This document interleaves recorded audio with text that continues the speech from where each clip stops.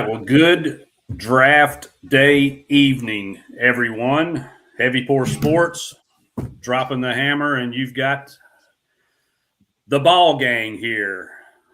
Of course, we've got T-Step, Drew, bracketology guru Hunter Sansom, and I'm here too. So a bunch of ball knowers and me. Nah, T is the true hooper on the show right now anyway, so his guesses are probably better than a lot of people's facts. So but we are here. We are ready to dive into what could be a very chalky by the board night, or with the trade that we had not even 24 hours ago, with Giannis finally moved to Miami. Who knows what's going to happen tonight, fellas? Are you expecting this thing to kind of go according to script, or do you think we're going to see some chaos develop after the first handful of picks? I think it'll get chaotic. There's some teams that are going to be pretty desperate. I know we were talking off air about Miami. They're going to need a guard, and where they're sitting right now is kind of behind some of those main guard guys. Are they going to look to move up to kind of grab somebody that they want? Yeah, I definitely agree, because they traded away the majority, if not all, of their three-point shooting. And we know in the NBA, you've got to be able to hit from deep. I think Bobby Portis is probably their best option there, and he may not even be on this team come October. So him and Norman Powell, but I don't know that after the season that Norman Powell had, that he's going to be willing to take the pay cut that they probably want him to pay. Yeah, or that they probably want him to take. Hunter, by the way, I love that you're here, because you, like me, have embraced it. Rando needs to. We keep trying to tell him, but he won't do it. So yeah, I don't know, that power T on the top of his head is pretty. that's pretty dope. Yeah, we'll be busting that back out come football season for sure. Yeah, definitely. So I don't know if Washington is officially on the clock. So we've seen his odds go from minus 400 all the way up to minus 800, minus 1,000. Now it's up to like minus 2,500 to be the number one pick. Is there any mystery here as to what's going to happen with the Wizards? No, I mystery. I think it's going to be AJ. I think honestly, credit to Washington. They've kind of kept quiet. I think it's kind of leaked that it's going to be AJ, but it's kind of cool that it's not a for sure guy like a Wemby or Cooper Flagberg. Well, I mean, Washington could pull Darren Peterson or Cam Boozer out of the hat, but I don't expect it, but it's still a little question. It's going to be AJ, but Boozer would be a higher likelihood, because Trae Young just signed his new deal with them, right? So you're definitely not going Darren Peterson. We were talking, me, Hammer, and Rando, about what their starting five could look like, and I actually think you mentioned it a couple shows ago, Drew. It's a decently formidable starting five, at least on paper, with AD, Trae Young, Trey Johnson, who for SEC ball watchers, like Trey Johnson was a bucket at Texas. AJ and then the guy who will be their three. It's a formidable five, at least. Before it really gets rocking and rolling, what do y'all think about Miami and Milwaukee now that it's set in stone? For me, it looks more promising for Milwaukee now. You have things to work with to build a future towards, more so with the draft picks and stuff. I don't really like their roster, but you got things to start building with. I don't like Miami. I don't think Giannis was worth all that. I don't like the Giannis and Bam fit as your two superstars. And you've mortgaged your whole future if you're Miami for what I don't think is a championship window. What do y'all think? I think it makes sense for the Heat if they make the right moves. Then it looks a lot better. If they go get a good guard, if they go add depth, then it's like, okay, now they're talking. The problem is they gave up so much that it puts them in a bad spot. Like, they're gonna have to get aggressive. They're gonna have to get unique to find a way to still be successful or at least compete, like actually compete for the Eastern Conference or potentially make the NBA Finals. Yeah. Milwaukee came out of it in a great spot. You get Hero, you get Kasparis, you get Kel'el Ware, who I'm a huge fan of. I think he can be awesome. Tons of picks. 2 first-round picks tonight, I believe. So Milwaukee loses their franchise superstar and wins the trade. And wins the trade probably short term, unless Miami pulls some secret moves out and they skyrocket. And then long term wise, they probably win it too because they get younger, they get draft picks, they get talent that they just didn't have. So, all right, I'm sorry to interrupt, but here comes the pick.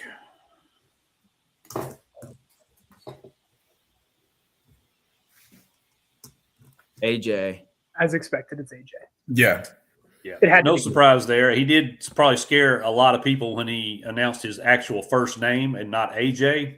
Yeah. And there were people that had a lot of money probably bet on that.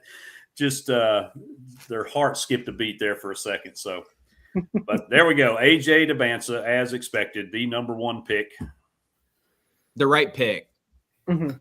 Yeah. And Yeah. Drew, you're right. Like the Heat could build it right, but I feel like they have too much to do to build a truly competitive roster in a short amount of time, really, because at the best you're going to probably get a 3 to 4 year window where like you can legitimately compete, and probably year 1 next year is going to be kind of I want to say like a competitive rebuilding year. Like, I don't think the Heat are going to make the playoffs. They'll probably maybe win a playoff series, but it's just when you get to seed and win a series. Yeah, when you get to the second series, like, are you really able to like beat a Knicks or beat a Pistons or beat a Magic or beat a probably not, unless they hit a home run. I mentioned it. Like, if you're the Heat, why would you not go try to get John Morant, who's low, who you kind of would have to revamp and kind of remotivate, but he's still John Morant. Or Minnesota's going to go get Ja now that they got rid of Julius Randle. Or after the playoffs, could you make a move to try to go get De'Aaron Fox when everybody thinks his stock is low? Now, it's a huge contract. Could they afford it? But, I don't know. That's kind of interesting because they at worst case scenario, they have to go get a good guard if they want any chance. Yeah, it was interesting that after the trade, or before the trade rather, the Heat's odds to win the East were plus 1,800. After the trade, the Heat odds are plus 650. And I'm looking at this going, that's ridiculous. Yeah, there is no way the Heat, just because they got Giannis, is going to win the East. They will be lucky to finish 4th or 5th or be a 4th or 5th seed, host a playoff series before they get shown the door in round 2, because right now they don't have a team. Yeah. They have a superstar, former 2-time league MVP, and they have Bam.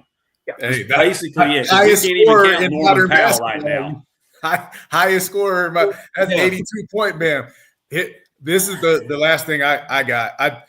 The one thing that potentially works in their favor is Giannis has not cared about basketball like the last 2 years.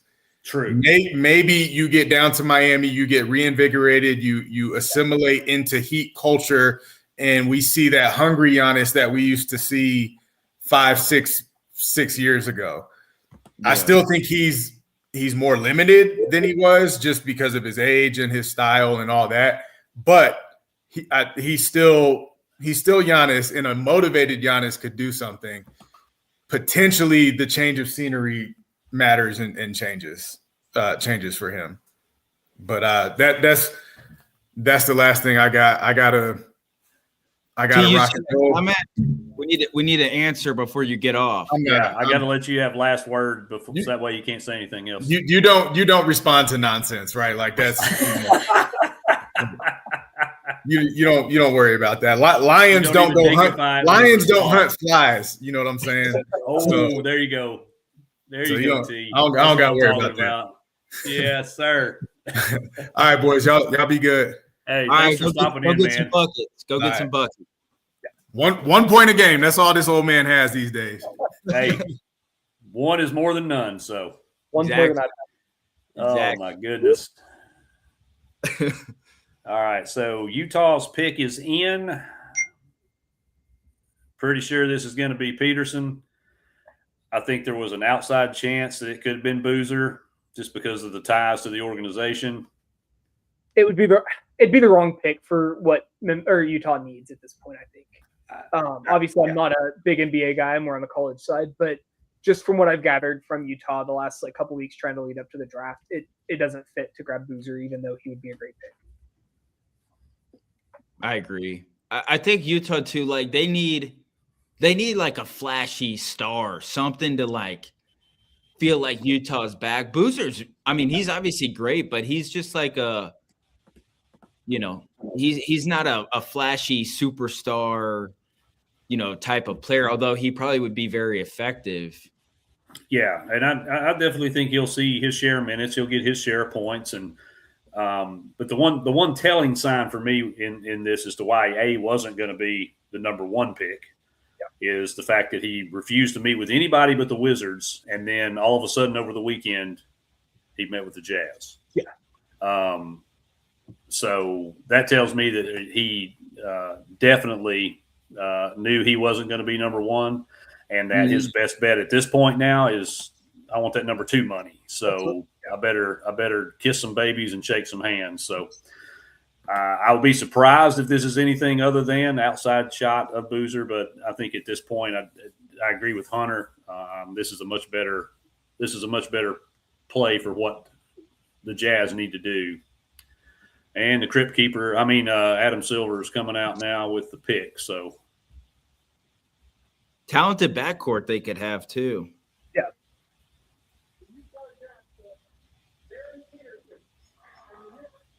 And there it is. It's Peterson.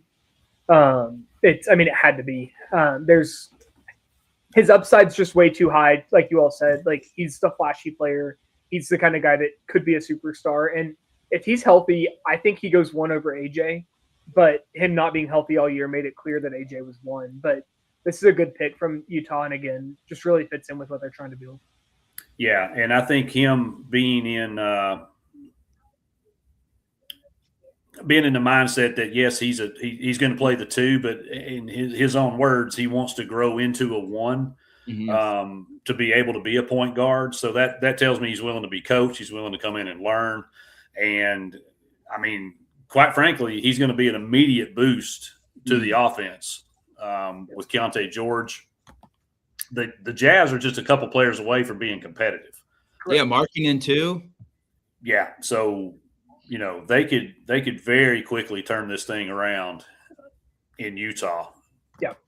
Yeah, that's what happens when you're so bad for so long. You get picks every year, and you just can't screw them up. Like we saw with Philly for years, they continued to keep screwing up the picks, and with Nerlens Noel and all these guys that they were taking, and then finally, now.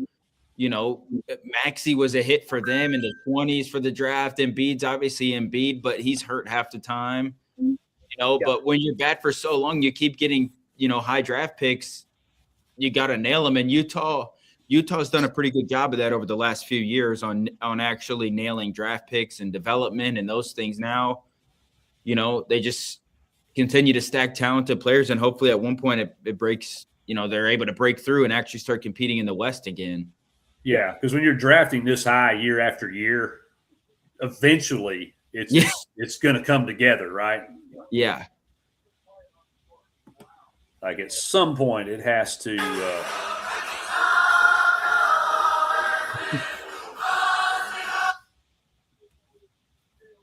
You're welcome. Bad song choice. Love that.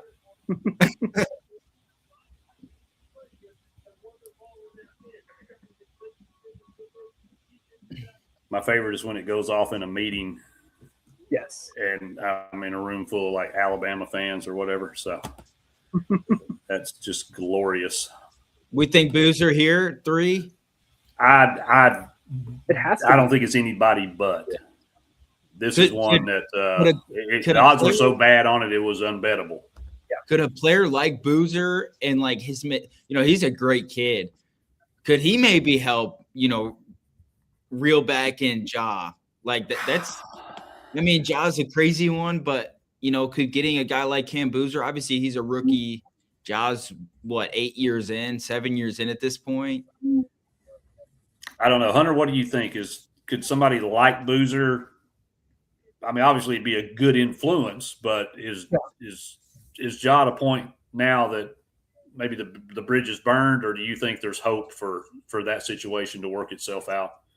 I think it's just too far for him personally, at least in Memphis. Maybe if he gets out of Memphis, he gets somewhere where he's got some veterans that have done it before. Maybe that happens. But I mean, Cam Boozer's going to be learning himself. It's not like he's going to have all the time to mentor Boozer or mentor Ja on top of trying to learn the NBA and get used to the lifestyle. Yeah. Yeah, I think the only solution to the Ja Morant saga with Memphis is to move on, which is unfortunate because clearly he's wildly talented and can put the team on his back. But I think there's just too much baggage there. It's not the best. I mean, let's be honest, he's not in the best city to be having the kind of issues that he has, right? I was going to say that, but I didn't want to get booed out of here hating on Tennessee again. Well, trust me, Hunter, we do not claim Memphis. Fair enough. East Middle Tennessee, we do not claim Memphis. People in Memphis don't claim Memphis.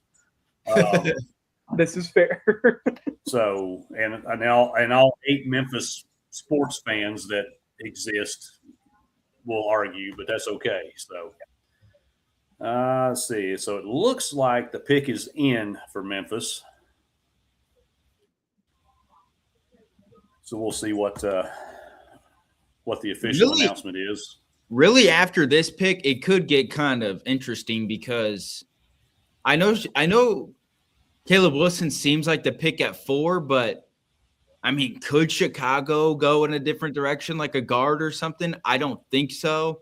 But then after pick number 4, it's a World Wide West out here. And, some guys that get picked, it's going to cause moves to happen. And that's where the craziness in this draft could be coming from. Yeah. I think they take Wilson here, and then they're going to target a guard at 15 if they stay at 15.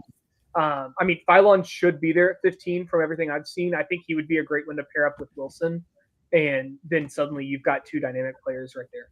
Yeah. If they stay with the pick because what I think what's going to happen is whenever that first domino of chaos falls and it screws up the next team or the next couple teams down the line, then they're going to start going, okay, well, is there anybody else we really want that we're willing to pay that kind of money to? Do we need to trade this? That's where it starts getting interesting. Oh, yeah, here comes the pick.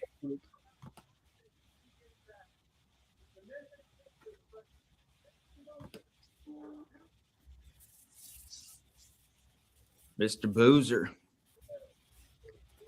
Again, it's a good pick. It's not the flashy pick. It's what should get it done.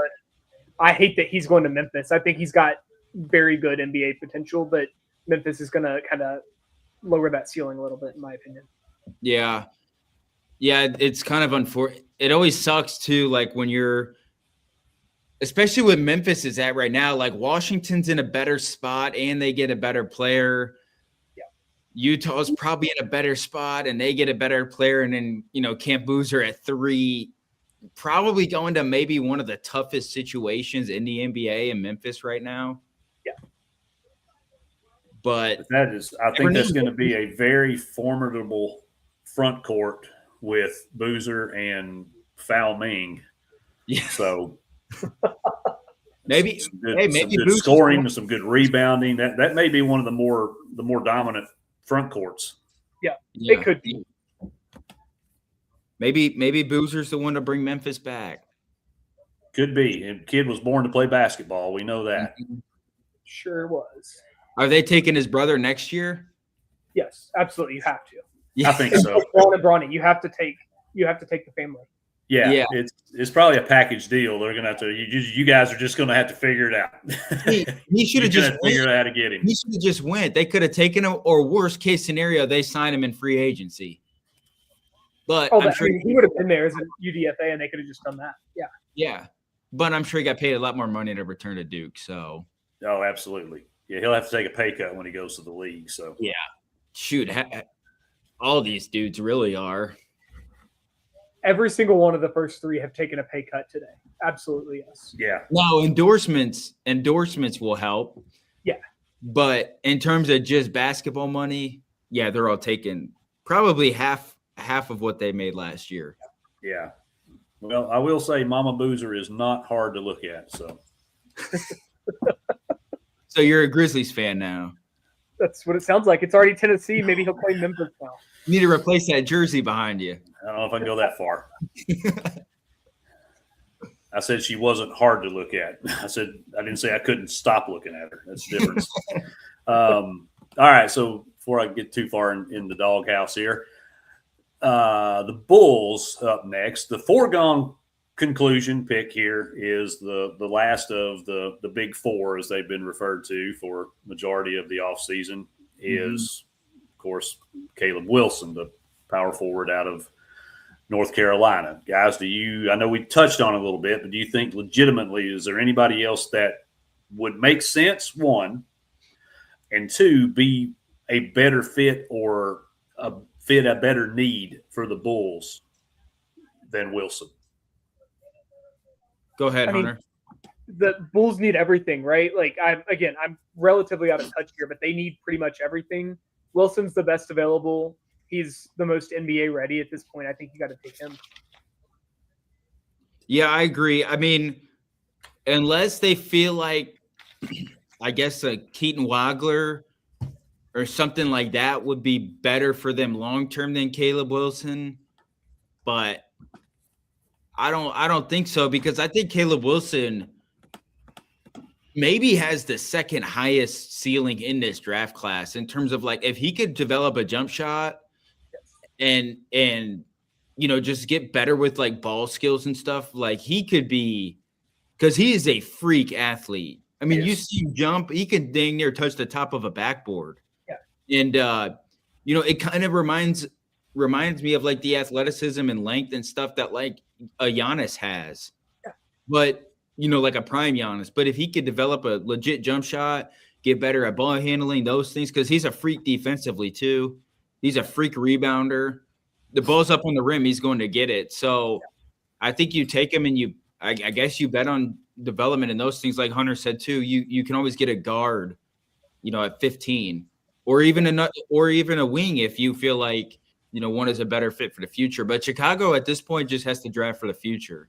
Yeah, and I think they're in a position right now, being in that top four, that they have to take the best player available to them, and I think that is Caleb Wilson. I mean, before the guy got hurt, he was absolutely ridiculous numbers and was on pace to set probably some records. I think he had, if I'm not mistaken, he was leading the nation with dunks before he got hurt, and he was, I think, the only player under 20 that was able to hit certain thresholds for blocks, steals, defensive rebounds. Just a complete player all the way around. Mm-hmm. And the only team he met with pre-draft were the Bulls. Yeah. So I think everything points to this. I don't think this is going to be much of a mystery, but I don't see a way around taking him. It's been a foregone conclusion. I feel like it's the least talked about pick that we've had on the entire thing this year. Yeah. And I think it's one of the most sure picks we've had up until this point too. I just don't see this being anything other than Caleb Wilson. Yeah. But it looks like their pick is in, so we will see what the Grim Reaper has for us here. I mean, Adam Silver. Here we go. Caleb Wilson should have been at Kentucky anyways. Sadly, he's going to Chicago instead. Yeah. You'll settle for Milan and you'll like it, Drew. That's right. And had to beat us in Rupp last year, but that's besides the point. No, I think that's a really safe and a really good pick. I mean, if they liked one of the guards that we're going to start getting to next, you could have sprung for him, but nobody can make any sort of consensus around those guards. That's funny. Yeah. They just put Hubert Davis on the screen. That's like he had anything to do with it. And honestly, this is a very deep guard draft. So Yeah. with Chicago having another And pick, there's not a clear separator like one either. I mean, there's really not. It really depends on what you value as a franchise or what specifically you need. If you need just a pure scorer, then like Darius Acuff is kind of going to be your guy. If you need somebody that can distribute, kind of do a little bit of everything, then Mikael Brown might be your guy. If you need somebody that's got some size and plays really good defense, then Braden Burries is going to be your guy. So it doesn't necessarily mean that this guy's better than this guy. It's just I think it's going to be about what's going to fit our team need the most. Yeah. So with that said, we come up to the number 5 pick. Mm-hmm. It's going to be the Clippers. Where are you guys thinking? I like Wagler here. Are they picking for sure? They're the ones. This was the one we thought they could trade back. This is the one I had identified as possibly a first trade possibility. Collectively, our mock draft, we put Wagler here, or Wagler, however he pronounces it. It's Wagler because that's how it looks. With a possible move back. Mm-hmm. If Wagler is the pick and somebody wants him bad enough, or they want somebody that is going to fall somewhere in that 5 to 10 range, A, who do you guys think it would be? B, who do you think they're going after? I mean, the Bucks might be a smart one to trade up. I mean, they've got 10 and 13 now. Mm-hmm. Like if they like somebody a lot, I could see them jumping up a little bit. Yeah, I can see the Bucks. I can also see the Thunder doing something, whether that's trade both picks and move up, or whether that's trade a pick and move back, because they have a wealth of riches as it is. And they've also got a luxury tax problem. How eager are they going to be to invite more salary to come in? So if they move up, it would be, I think they would give up both picks to go get that who they want. Yep. Or I think they're going to move back. But I mean, I my don't issue know is if they move up, it's got to be for a big, right? Like, see, I think so, Hunter. And that's why I threw Oklahoma City in there, because if in fact Mara goes in top 10, as one of us at least on here suspects, that might be a play to see them go up, because everybody in the West has the same problem. They have a Wemby problem. an alien problem, yes. Yes. So somebody's got to do something to try to neutralize that. And the free agent market at the center position is horrendous this year. Oh, it's horrible. Yeah. So you're either going to have to get it through the trade, or you're going to have to get it through the draft and hope that they can, as a rookie or even 2 to 3 years down the line, they can match up against, a Wemby. Well, if you're OKC, you're talking right now. Like you can't pick or two. Yeah, you're not building. You got to go. You got to go find the solution to that problem right now. Because Chet hasn't been this solution. Yes. I think him moving like the 2 picks, bringing in a big, and even if they had to move back, like you said, they've got a luxury tax problem. Bring in a big, dump some salary, get rid of your pick, and then move forward like that would be my ideal solution. That's obviously probably not obtainable, but at least my thoughts. Yeah, I said I think I said it on here. Like, if you're the Thunder, wouldn't I mean, it sucks because he's hurt and you don't know what he is, but a Jaden Quaintance would be perfect for the Thunder as a Wemby stopper, because you don't need him to do anything offensively. We know what he is defensively, physicality wise. Sure, there'd be a size disadvantage, but I mean, we know what Jaden Quaintance is defensively. He could be a sneaky pick for them, but he's also falling in the draft. Yeah, he may fall completely out of the first round now, I'm hearing. So. But if you're the Thunder, you could just trade way back and get him at, 27 to 30. Yeah. I think there's another scenario. I won't throw that out there involving the Thunder until we get a little deeper into the draft, because what happens between now and 12 may have some impact on that. Yeah. Looks like the pick is in, so that suggests the Clippers are actually making a pick. So we consensus was it would be Wagler. Mm-hmm. Of course, Brown, Acuff. There's some other guards that are kind of probably going to go in this range. I think 5, 6, and 7 could be a run of guards.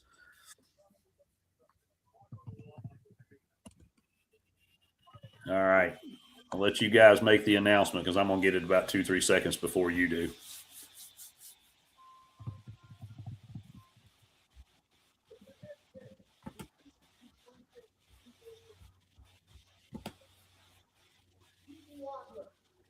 Wagler. Yep. Yes. I had a bet on Wagler to be the 5th pick. Ash something, didn't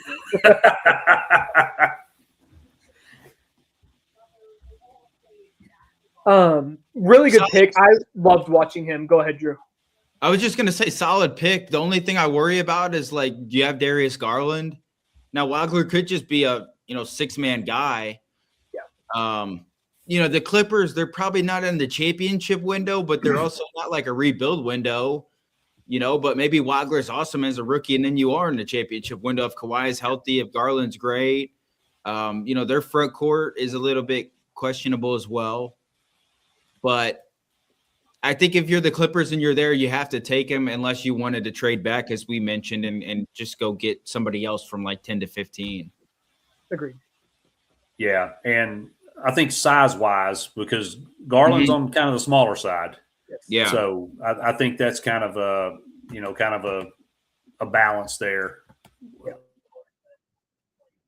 And Wagler fits Wagler more also- off the ball. Go ahead. I was just going to say, and he canceled visits to Brooklyn and Sacramento. He only visited the Bulls or the Clippers. Yeah. So another kind of little tell. Doesn't necessarily mean anything, but read the tea leaves. You can maybe distract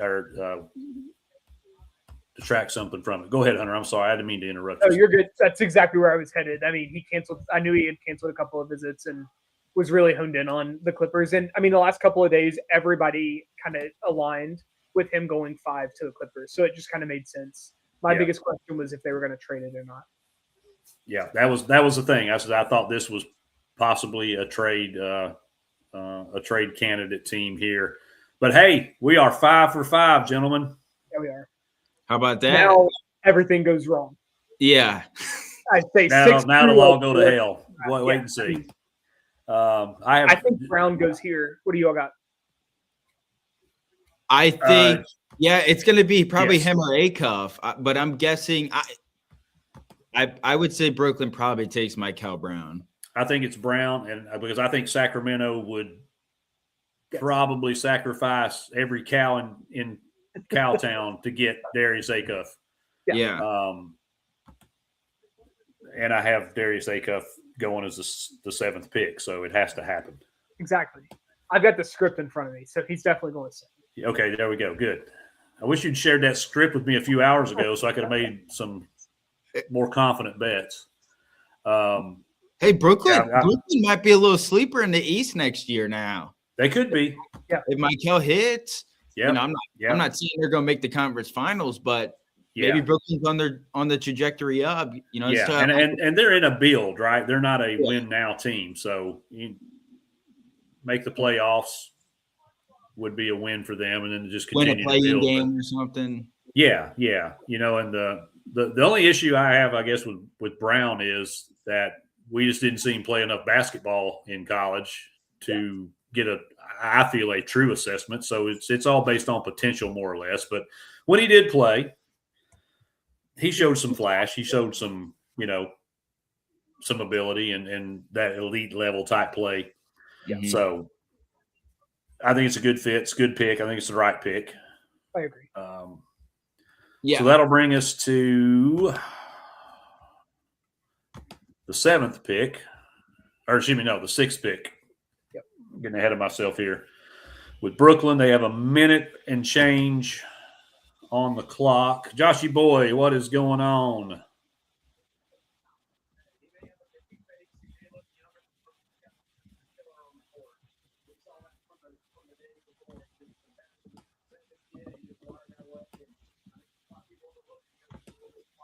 I love how everybody wants to break college basketball news in the middle of the NBA draft. Like, I don't have enough going on now. I got to try to balance schedule news. It's ridiculous. Come on, they got to respect the draft, man. Yeah. Nobody respects the draft. Nobody respects anything. They just put it out at the most inconvenient times. Yeah. Yeah, just make it about me.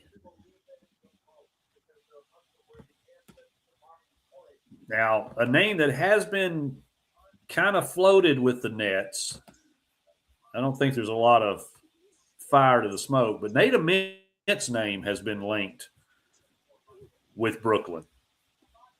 Here at 6, or would they trade back maybe Yeah. a couple?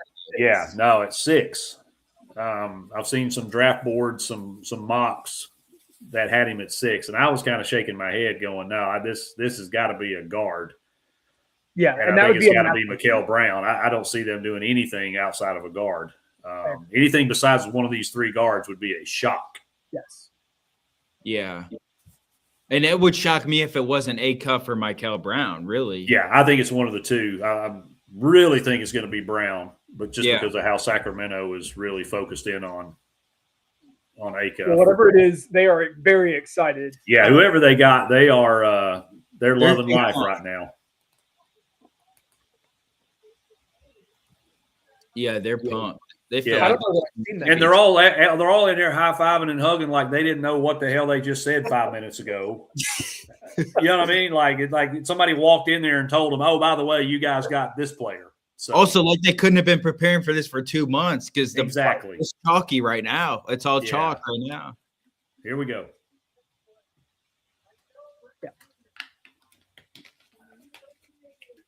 Got it. So Michael, yeah, L's down. I was up. 6-4-6, gentlemen. It had to be him. I mean, we've already Yeah. talked about it. It had to be. Yeah, had to be. We said it, so it had to happen. Exactly. I told you I had the script. It's script is 6 for 6 as well. So Hey, well, you definitely had the script for March Madness and tournament teams and seeding and all that. So I will never question anything that you say about basketball. So I appreciate that, but do not take any sort of expertise from the NBA here. I am a fish out of water, just trying to get by right now. The only time I actually, not to like hate on the NBA here, but just for a second, I only watch the NBA playoffs. Genuinely, the only time I tune in. I would tune in more in the regular season if I could, but I just can't. Oh, I'll be honest. I'm a huge NBA fan. I follow it all, but I don't watch it to the playoffs either. Until the day college basketball is over, you're not going to catch me watching an NBA game. I don't watch it until the conference finals. Fair enough. That's how much I don't like this version of the NBA. And again, keep in mind that, of course, I grew up in a different time than you boys, so it's a different league now than it was, when I was a kid. But I respect the athleticism and I respect the guys that play the game the right way. But there's a lot about it I just don't like, and it's borderline unwatchable, especially regular season games. Are just borderline unwatchable for me. But I feel like the playoffs, it's just kind of like hockey. Like it's just a different level. It's a different vibe, feel, everything. So I do get a little more engaged. Now I'll bet it all season long because I understand it and I understand how to leverage the numbers and things, but I just can't. I cannot watch it, man. Completely. Yeah, it's hard. It's hard, especially, sometimes it's like terrible matchups that are on TV. It'll be like the freaking Brooklyn Nets versus the Atlanta Hawks. And it's like, well, you're not selling me on watching that game. Like, I'm not watching that game. But when I'm not watching a late March Utah versus Sacramento. Yeah. Like, I'm sorry. There's nothing appealing to me in that. So, Sacramento, speak of the devil, they delivered their pick. So that will come up shortly. So we're in agreement. This is Darius Acuff. I believe so. I think so. I think a great pick for them too, really. It worked the last time the Kings took a Cal guard with De'Aaron Fox for a long time. Yep. Shoot, Malik Monk's still there. That'll be kind of cool if they're together. And Sacramento, kind of unfortunately, they were right there knocking on the door just 4 years ago, and then the De'Aaron Fox pleaded for Mike Brown to get fired, and he wanted out, and all hell broke loose. But the Kings aren't too far away. They still got Sabonis, getting Acuff. They still got some talent. They still got to improve, but they're not as far away as like a Memphis or a Brooklyn is in the East, or some of these other organizations. So also, I think Acuff I don't think he's going to be this like high ceiling that everybody thinks he is, of like a future, legit point guard. But I think, to me, Acuff's a high floor, low, like legitimate NBA superstar potential. I still think he'll be awesome, potentially an all-star guard, but I think he's a high floor pick. But I think other guys in this draft probably are higher ceiling, like a Michael Brown, like a Pylon, some of these guys that have the size, the length, the athleticism. But I think Acuff's a great pick for Sacramento. Yeah.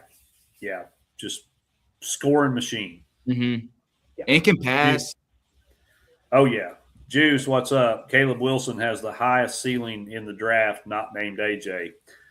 I wouldn't necessarily argue that, because, like I mentioned, up until the injury, he was an absolute machine. Yeah. Mm-hmm. Just a freak beast. And I don't disagree with that. We may be talking about Caleb Wilson for a very long time. I just said that 15 minutes ago. I thought he had the highest ceiling outside of AJ. If Caleb developed some stuff in his game, because Peterson, you can only do so much as a 6'4" guard. I mean, what are you just going to be, the next Devin Booker, who's my favorite? Exactly. But there's only Here we go.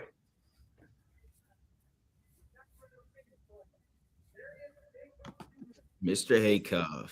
So there it is again. We are 7 for 7, boys. 7 for 7. Old Hammer is 3 for 3 against the books. The problem is, I think after 8, I would expect Flemings to maybe go here at 8. There could also be a little bit of surprise with Mara or somebody like that. But after this, like, it really starts getting just completely chaotic. Hey, what might shake this whole thing up is, what does Dallas do at 9 now? They're taking a Michigan player. They got Mara or Yaxel. Yeah. That's where things might start going crazy. Yeah, I have doubled down on Braden Burries going to Dallas. I did sprinkle a little piece of money on Nate Amin at plus 1,000 to go to Dallas, just because I can't turn those kind of odds down.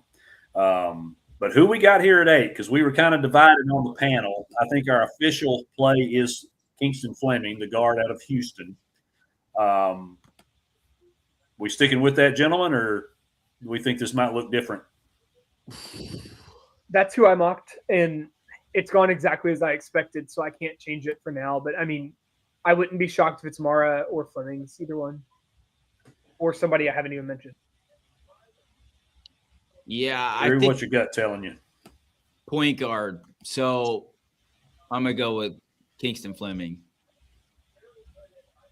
Yeah, that was our collective, and I conceded. Does the Wings I legitimately think that's? I was going to say the Hawks probably. I think Mara's in play here, guys. I still do. Yeah. I think it's going to be Mara or a point guard. Yeah. Which is going to piss off everybody in the West not named San Antonio. But yeah, I don't know. And this might be my first miss both on our board and on the betting board. So I mean, if you want to piss off the entire West, do it. I think it'd be fun. You could probably get somebody like OKC to overpay for Mara if he's gone too. So if they've got their eyes on somebody that OKC's maybe ready to move, you take Mara, you make him offer up, and you get a little overpay for it.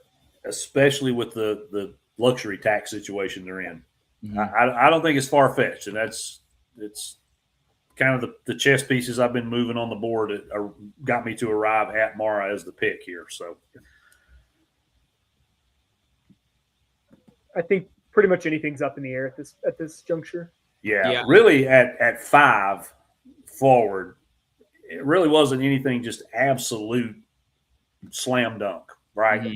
We kind of put together collectively what we felt like it was going to look like. But we know we've all seen too many drafts and too many sports. Yep. Rarely does it ever go as you expect.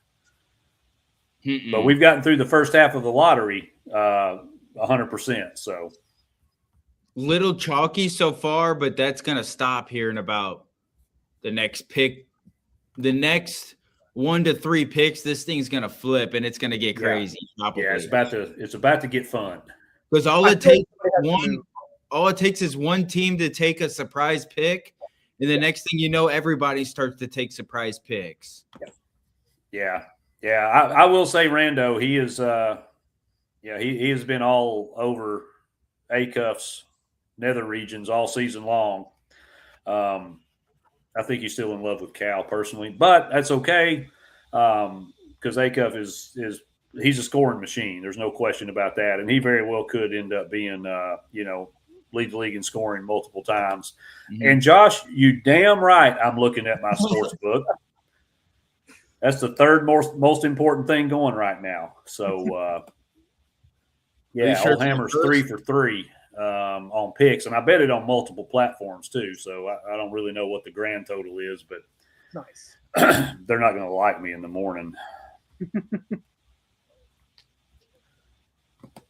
They really won't like me if Nate Ament goes 9. Nate Ament's not going 9. You said it yourself that he was just pretty much like tuned I think he's Milwaukee. Lot for Milwaukee, but then that trade happened. Now I'm not as confident. I'm sticking by it, but I'm not as confident. Yeah, I got plus 1,000 on Ament at 9. I had to take it, Hunter. Oh yeah, you got to take that. Absolutely. Yeah. That's a good question. I'll put this out here for the group. What team would Nate Ament excel at better, Mavs, Thunder, or Bucks? I'm saying the Mavericks because I think he would play a good amount on the Mavericks, but not have to be the guy. Yep. On the Thunder, probably wouldn't play very much, and the Bucks, he probably would have to play and do too much to where it could hurt him. So I think the Mavericks is probably that perfect middle of like still can rock and roll, but also like doesn't have to be Nate, go save us, go get us a bucket, those kinds of things. Yeah, I think Dallas is the absolute most beautiful place for him. He gets to play with Flag, number one. Kyrie's staying. Yep. So there's your 2. So Nate, and that will free Nate up to kind of roam. He doesn't have to lock into any one certain spot or position on the floor. He can do a lot of things. I mean, he can play. The dude could probably play 3, maybe 4 positions on the floor. And a wing that size with that kind of shooting, man, that works anywhere. Absolutely. But for Nate's game and his age, obviously he's young. I think Dallas is ideal. And Rando, you're not wrong in the sense that he would be a great fit in Oklahoma City. It's just he's probably not going to see the floor for 2 or 3 years. Yeah. That's the only issue with the fit at OKC is he's just not going to be able to crack that lineup with what they've got. And God love him, but I don't see Nate pairing up against Wemby too well. That's what I was going to say. The Thunder need to find somebody in the front court who can guard Wemby, and I just don't think Nate Ament is that guy. And if they can't get that at their spot in the draft, then they'll probably get, that's why Yaxel could be a decent pick for them because regardless of the size disadvantage, Yaxel probably can match up against, a Wemby. I mean, Yaxel's an elite defender. He's versatile. He's strong. He's athletic. So, he could be, he would probably be better than what we saw last year with Caruso, but the Hawks are picking now. Yep, here we go. We'll come back to you, Drew. It's Flemings for Atlanta, as we expected. Yep. Like you said, point guard, they needed it. He's the best one available, and you go grab him. I really like his game, and I don't know if you guys saw, he put out that letter to the NBA GMs. Yeah. I love that touch. That was NBA awesome. players used to do that kind of stuff all the time back in the Cal era. Loved that kind of stuff. Really liked seeing that. Just like seeing that he's a good guy and wants to actually go out there and work. Yeah. Yeah, it was super cool. Yeah, he's a good kid. He's obviously an explosive guard too, very fast, athletic. You know, just I think it's a good pick for Atlanta. I think he's going to fit right into. They have a ton of like speed, athleticism, versatility. Yes. They're kind of small, but like shoot, they kind of play like the NBA version of like the modern NBA version of like Houston. Yeah. So he probably is going to fit right in and make them a lot better. I mean, they're going to be competitive in the East next year.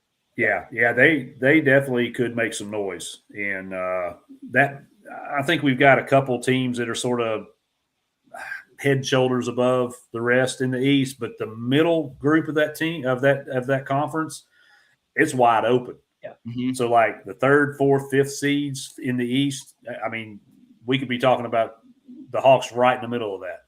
Yeah. This coming season. Hey, I'll say this: the East. And this dude is lightning quick, man. Holy crap! The East is getting a lot better. It's been terrible for a long time. Yeah. But the East is getting better tonight, and there a lot of organizations are kind of on the up in the Eastern Conference to hopefully balance out the NBA because the West has dominated the NBA for the last 10 to 15 10 years at least. Yeah. Yeah. So all right. So now it can start getting fun, boys. Mm-hmm. Dallas Mavericks with their first of two. They have 2 picks in the first round. Yeah, they got this in 30. Has Dusty May been there long enough to influence the draft selection? I would think this pick was made before that happened. Probably. I could be wrong. I'm sticking with Burries. I've doubled down on Burries. Collectively, that's who we said it was going to be. Gentlemen, this has been going on longer than just yesterday, just an FYI. So May has been involved in the Mavs front office for about a week now. So there's enough time here to where if he wanted to influence this, he could have. Go ahead, Drew. I was going to say, does Dusty May not like the Burries pick? You know, they played in the Final Four. He's like, we beat them by 30. Go get me one of my guys. Let's rock. Who's Dallas's big? Daniel Gafford. And they're actually talking about moving him. So they're not happy with their big. They've got an alien problem. They're in the same state as Wemby. They've got to take a big. I don't care if it's Mara or Steinbach or whoever you want to take. If you have to reach for somebody, do it. But you've got to take a big here. So you're saying it's Mara? Yes. And Shams just tweeted, I have a feeling that new Dallas Mavericks coach Dusty May will be bringing a Wolverine up next at 9. It's a day Mara. Morez Johnson is not a pick at 9, so it's got to be Mara. And I don't think Yaxel is either. He's in there at 12. And I think Yaxel might fall as far as 17 in this draft. I'm just going to be honest. The potential for him to be outside the lottery is definitely real. Absolutely. So Dusty this could be I could have been one off on Mara. I wouldn't Very possible. I'm still sticking with Burries. I'm stubborn like that. I don't see it. As soon as Dusty May was announced before the draft, I was like, it's going to be a Michigan kid. It's just trying to figure out who it's going to be. Has to be. Maybe he got his pick. You want which one of the 3 do you want? I mean, he basically does. Pretty much. Well, we know who the best one is. Mara. Easily Mara. Yes. Yeah. Easily. I think Yaxel has great potential in certain roles, but I do not think that he is a headline. Like, could he guard Wemby? Yes, but it's going to take everything that he's got to guard Wemby for that entire game. He's going to be able to do it. He's giving up like 6 inches to Wemby. Yeah. It would have to be like spot, like switching it up. You know, kind of what they did with Caruso. And Caruso did a pretty good job, but long-term wise, when you're Alex Caruso or a Yaxel Lindenborg, you can't sustainably shut Wemby down with the size. At some point, he's going to he's going to get baskets down low, and he's going to get into a rhythm, and then from there, it's over. Yeah. All right. Well, here we go. Let the chaos ensue.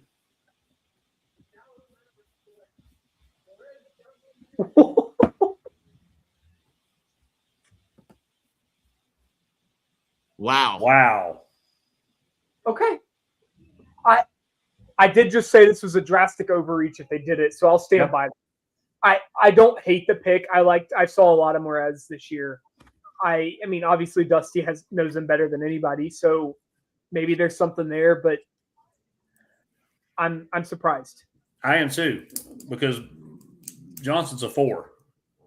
Yeah. He's not a wing player. He is a 4. 6'9". Last I checked, they've got a pretty good 4 in Dallas. Well, Coop's really been playing the 3, I believe. But, PJ Washington's there as well, and he's a Right. 3-4 too. Yeah, I wasn't talking about Coop. I was talking about PJ. Okay. So yeah. because I guess PJ could play the 5 because he played the 5 in Charlotte some. Yeah. I don't he's think his just natural a position 5. is 5. Yeah, he's like 6'6", though. Yeah, it's not it's not where he needs to be.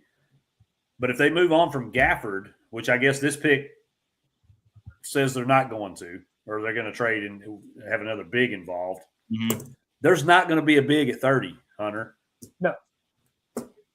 There's not going to be a big that can guard Wemby at 30. No. I mean, you could take Baba Miller or somebody, but you're really stretching. Exactly, Hammer. I love Baba, but he's not guarding Wemby. Yeah. He's going to be a role player at best. There's one dude in this draft that could hold his own against Wemby, and that's Mara. I don't even know if he'll hold his own. I think it's just more of make it exactly. He'll put up some sort of barrier other than just being a traffic cone. Frustrate him. Yes. Get him out of his rhythm, out of his game. Yeah, there's no stopping the guy. Correct.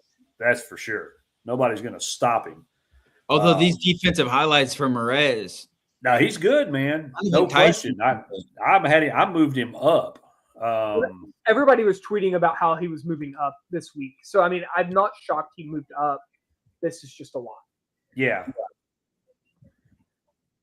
I forgot where Sorry, I got 137. Oh, I had Oklahoma City taking him. I did as well. Wow. Okay, so this is going to pose an interesting dynamic because now these next 3 teams, really, they could all use it a day, Mara. Sure. And something else Milwaukee needs pretty bad right now. That's a guard. Yeah. Braden Burry's just sitting there. Burry Even though we've been all over Nate Ament at this spot. Did not expect Burry's to be an option. So that was the pick right there that just shook up the entire yep, we knew it was going to happen. First round. Yeah, we knew it was going to happen. Do they stay with the Mint? Hammer, are you moving to Burry's? I think Burry's might be there at 13. So I don't know who you take here. I mean, could they use a big like Mara? I mean, I think everybody could use a big. I think if you're Milwaukee, quite honestly.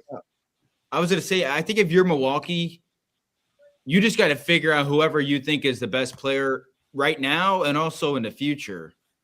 Yeah, because if Milwaukee doesn't take a Mint at 10 and if they do go guard or they do go, monster, I think a Mint's there at 13.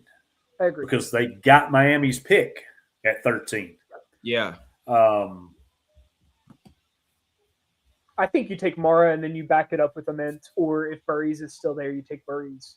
And that's I think the team's picking from here until, gosh, man, maybe 15, 16, 17. They're looking at least front court type players. Yeah. Yeah, this is going to be interesting. Yeah, that was definitely not the wrinkle that we were expecting there. That was my third. If you would have said rank them 1 through 3, who's going, I would have put Morez last. Yeah, I think he and Lindenborg probably really close, but I just knew Mara was going to be the first guy gone. So this is wildly interesting. How do you guys feel about the pick overall, though? I think it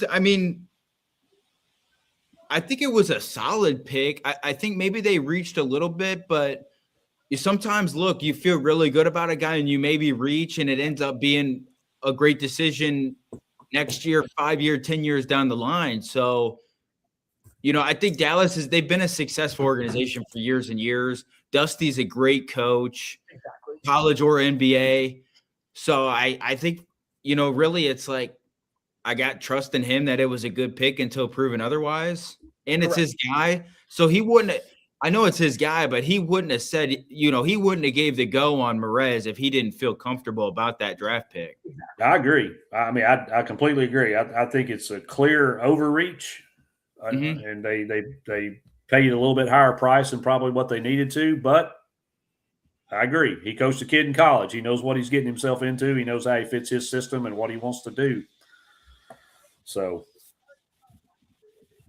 I don't guess hate it. the Bucks. I forgot the Bucks have Miles Turner. This has got to be Nathan Mant. Yeah. It would make sense. I think a guard makes sense too. Unless they want to trade Miles. I mean, Amit or Burries, either one fill a need here. Yeah. I think it's one of the two. And I think they'll end up with both of them personally. Amit and Burries? Yeah, I think they'll get one at 10 and one at 13. Yeah, they're in a very unique position. And, we kind of talked about it on the show Saturday that, I was very confident this trade had to happen before the draft because I thought that 13 pick would be in play. And, of course, Rando wanted to argue, no, it wouldn't. So I just wanted to throw that out there. I was right. But, yeah, they're in a pretty unique position to have two lottery picks this close together. It's almost kind of like being at the turn in a fantasy draft where you just get to, pretty much snipe two dudes right out from under the rest of the league. Here we go. Yeah. Oof. So I like that. I like that. Yeah. And I think that's the right pick. I agree because if you've got to draft somebody, OKC may have swiped them before. If Mara's not sitting there, you may just turn around and be gone before you get to 13. I do think I'm pretty confident on that we'll be there at 13 now. Now, this is interesting. So the Warriors are coming up at 11. Yes. Porzingis is a free agent. And Steph Curry's 38 years old. Correct. Their window is about the size of one of them little on a Lear jet. It's about that big. But it's now. They got to have somebody now. Guys, who is now that's available? Top board. Wemby, so it's got to be Mara. It's got to be Mara, right? It's got to be Mara. Or I'm going to stand with it and say Yaxel. I said it on last Saturday. Just a high floor experienced guy. You're not. Yeah, go ahead, Drew. I was just gonna say you're not going for the future at this point when you're the Warriors. You can worry about that 5 years down the line in a rebuild. Rebuild in a few years. You do whatever you can to try to win now. I think Yaxel would be that guy. Now they're gonna have to get Porzingis back, or they're gonna have to trade or something for a big. Jimmy Butler health concerns, Draymond Green, weird stuff. That's where Mara could come into play. I think if you're the Warriors, it has to be Yaxel or it has to be Mara.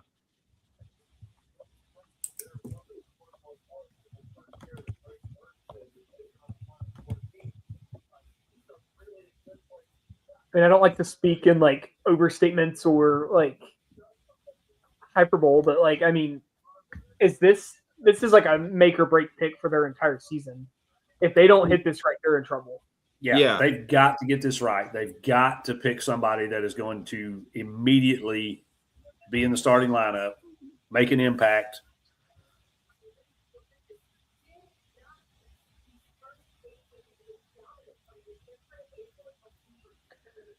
Yaxel brings that winning energy, the constant older age kind of just, I don't know. I don't know. I can see both. Because he is old, right? Yeah, he's like my age. He's like 23, 24. Yeah, for an NBA rookie, he's old.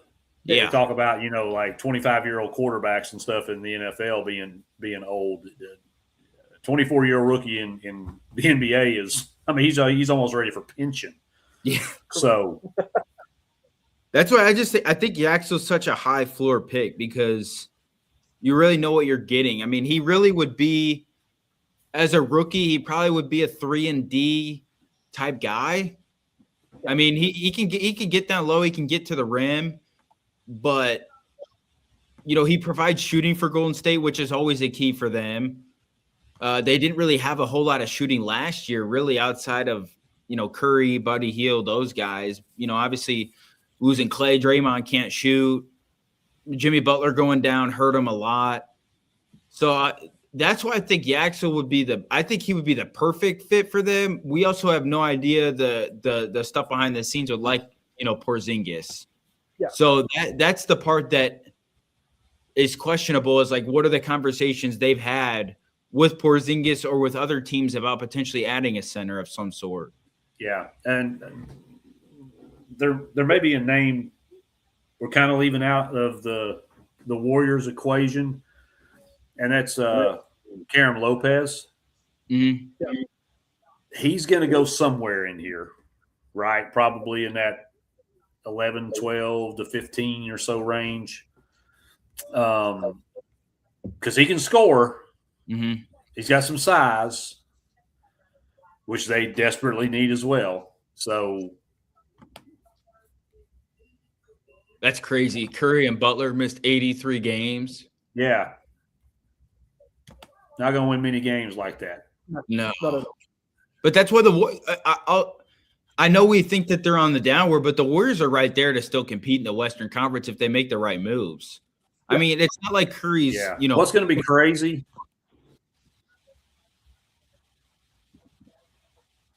If Golden State doesn't take Mara, he is going to absolutely fall right into the Thunder's lap. Yeah. I thought there was no way that was going to happen. I mean, I didn't think that other teams would let it happen, to be fully honest. Because that's the only – if you could look at the Thunder and go, that's the one chink in the armor. They win the draft. With that pick. Oh, it's over. Yeah, they might win the offseason. Yeah, just by that pick.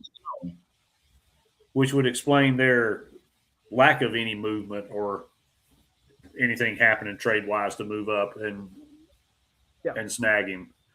And if they do that and they keep Hartenstein, dude, that won't even be fair. No.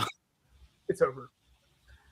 Interesting. I saw a tweet that they're looking to maybe move the 11th pick, though. And I can see that as well because they've got a lot of needs. Wait, who's that? Warriors looking to maybe I move. understand the pick is in for the Warriors. So never mind. Maybe they're moving in the back end or something, or maybe it was completely fake. Didn't have time to vet the account that I read that off. Yeah, man, some dude. I won't call him out because I'm going to do that on Twitter. But some dude put out about 4 or 5 different tweets about the whole Giannis trade and announcement coming soon. Shams is going to announce this. Just got word, and I was like, dude, if you guess enough teams, eventually you're gonna be right. Yeah, exactly. I'll grant you that. But dude, it was ridiculous, and I had to. I'm working on a little thing. I've got some screenshots, and it's what I say about the Kentucky insiders. Yeah, exactly. And then this dude's got like a massive following. I'm like, how is everybody just laughing at you? Yeah, at some point they're just gonna get one right. You don't know your ass from last Tuesday. You're just tweeting teams that come to mind. But Yeah, you delete the bad tweets, and then suddenly it looks good. I've seen a lot of burners do that. They'll tweet out 10 or 11 things, 4 or 5 of them get traction, and then you hate them all, and it looks like you've got a great track record. Yeah. The only problem there is old Hammer gets receipts, so not many people do. Mm-mm.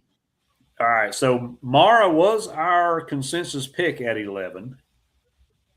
Going back to our big board. We did have Mara going here collectively. So It makes sense. Here we go. Pick is on its way.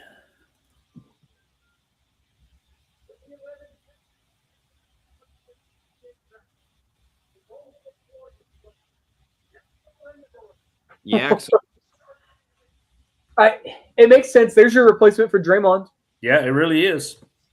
And I would say you could plug and play him right now. Like he could start day one. I think so. I can contribute. Yeah. I got to meet him and actually got to chat with him after the Elite Eight win over Tennessee. Great dude, just really down to earth, really humble. Both of his parents were super nice and just very down to earth. You don't see that with a lot of players, so it's really cool to see. Yeah, and I'd heard being near Birmingham, I saw a lot of coverage on him at UAB, and same story. Like everybody talked about just how down to earth and real, mild mannered, humbled, respectful that he was. So I was a fan up until the Elite Eight of Yaxel. So he put you on a bag and shipped you out. Yeah. I got to watch that one in person. Thought I was going to have some fun with you guys, but no. Well, it's crazy the Thunder just won the 2027 NBA championship. Yeah. Right. Just go ahead and polish it up now. Do the 2027 draft tonight. Start getting ready for 2028 season. Yeah. Yeah. Do we need a CBA or something negotiated at this point? Can we just replace them with the MLB with them and go on? I'll say this though: if they don't take him and Milwaukee gets him, because what if the Thunder? What if they just keep taking these high? Quit worrying about fit, taking high ceiling guys, and they take Nate Ament. I'm sorry, but that would be the dumbest thing that they could do for Ament's career and for OKC this year. Ament needs somewhere where he can play spot minutes under some good veterans or some high talented players. He does not need to be in a spot where he is just shoved to the back or even pushed down to the G League. He really needed to come back to college. I understand why he went. I understand the NBA draft's on potential. His best move would have been to come back, take care of Tennessee this year, and then move on from there. At least that was always my personal opinion. Yeah. I'm glad he didn't, though. Fair enough. He terrorized the Kentucky, didn't he? Yeah, he hit some threes. Went 0 for 2, though. Fair enough, but I would not have liked to see him again. Yeah. And Tennessee's fine without him. Tennessee's just fine without him. Oh, Tennessee's better. Not better without him, but some of the money freed up there that wouldn't have been. This roster is better than last year's roster. We can definitely say that. Clearly. So if the Thunder take Mara, which I don't know why they wouldn't, then that puts Nate Ament right back into Milwaukee's hands at 13. And I don't hate it. I really don't hate it either with the Burries pick, Hero, Miles Turner. Hey, Bucks might have they might not fall too far back like we originally thought they would with and Khalil Ware. Khalil Ware's there now too. So do you think they trade him? I was going to bring that up at some point in the conversation tonight since we've breached it. Do you think he gets traded? Do you think they hang on to him? Keep him. I think if they're going to trade it, would be Miles Turner. Yeah, I would tend to agree. Just age. In Milwaukee, they might be decent next year, but they're trying to be 3, 4, 5 years down the line. Miles Turner doesn't match that timeline very well. Yeah, I agree. And that was one of the questions was, out of this group of players that got sent to Milwaukee, how many of them are actually going to be on the roster come, season tip? And possibly half of them may not be. And how dumb do you think Miles Turner feels for leaving Indiana after making the finals? Man, no kidding. And then to go play with Giannis. Giannis is gone. You're in Milwaukee. Indiana's going to be right back in the title contention next year. I think they're a sleeper team to win the East. I really do. Dumb decision he made. Yeah, and he actually had a pretty good final series. Yeah, or definitely playoff series. I don't know about specifically the finals, but like their run to the conference final and the final, he had a lot to do with the success of that. Yeah. So that was wild to me, man. He probably feels like an idiot.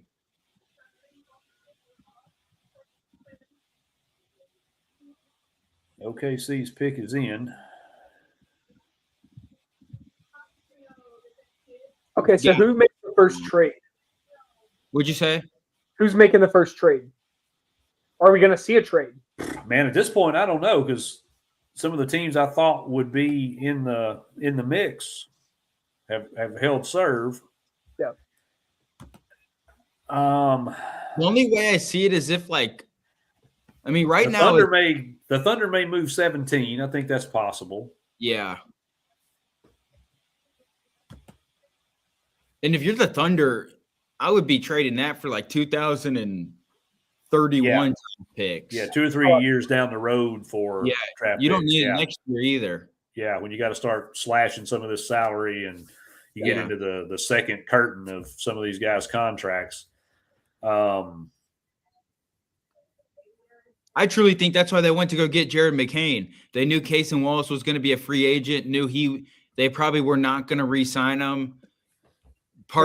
He didn't want to re-sign. They couldn't pay him. Go get McCain. He still has 2 years now on his rookie deal.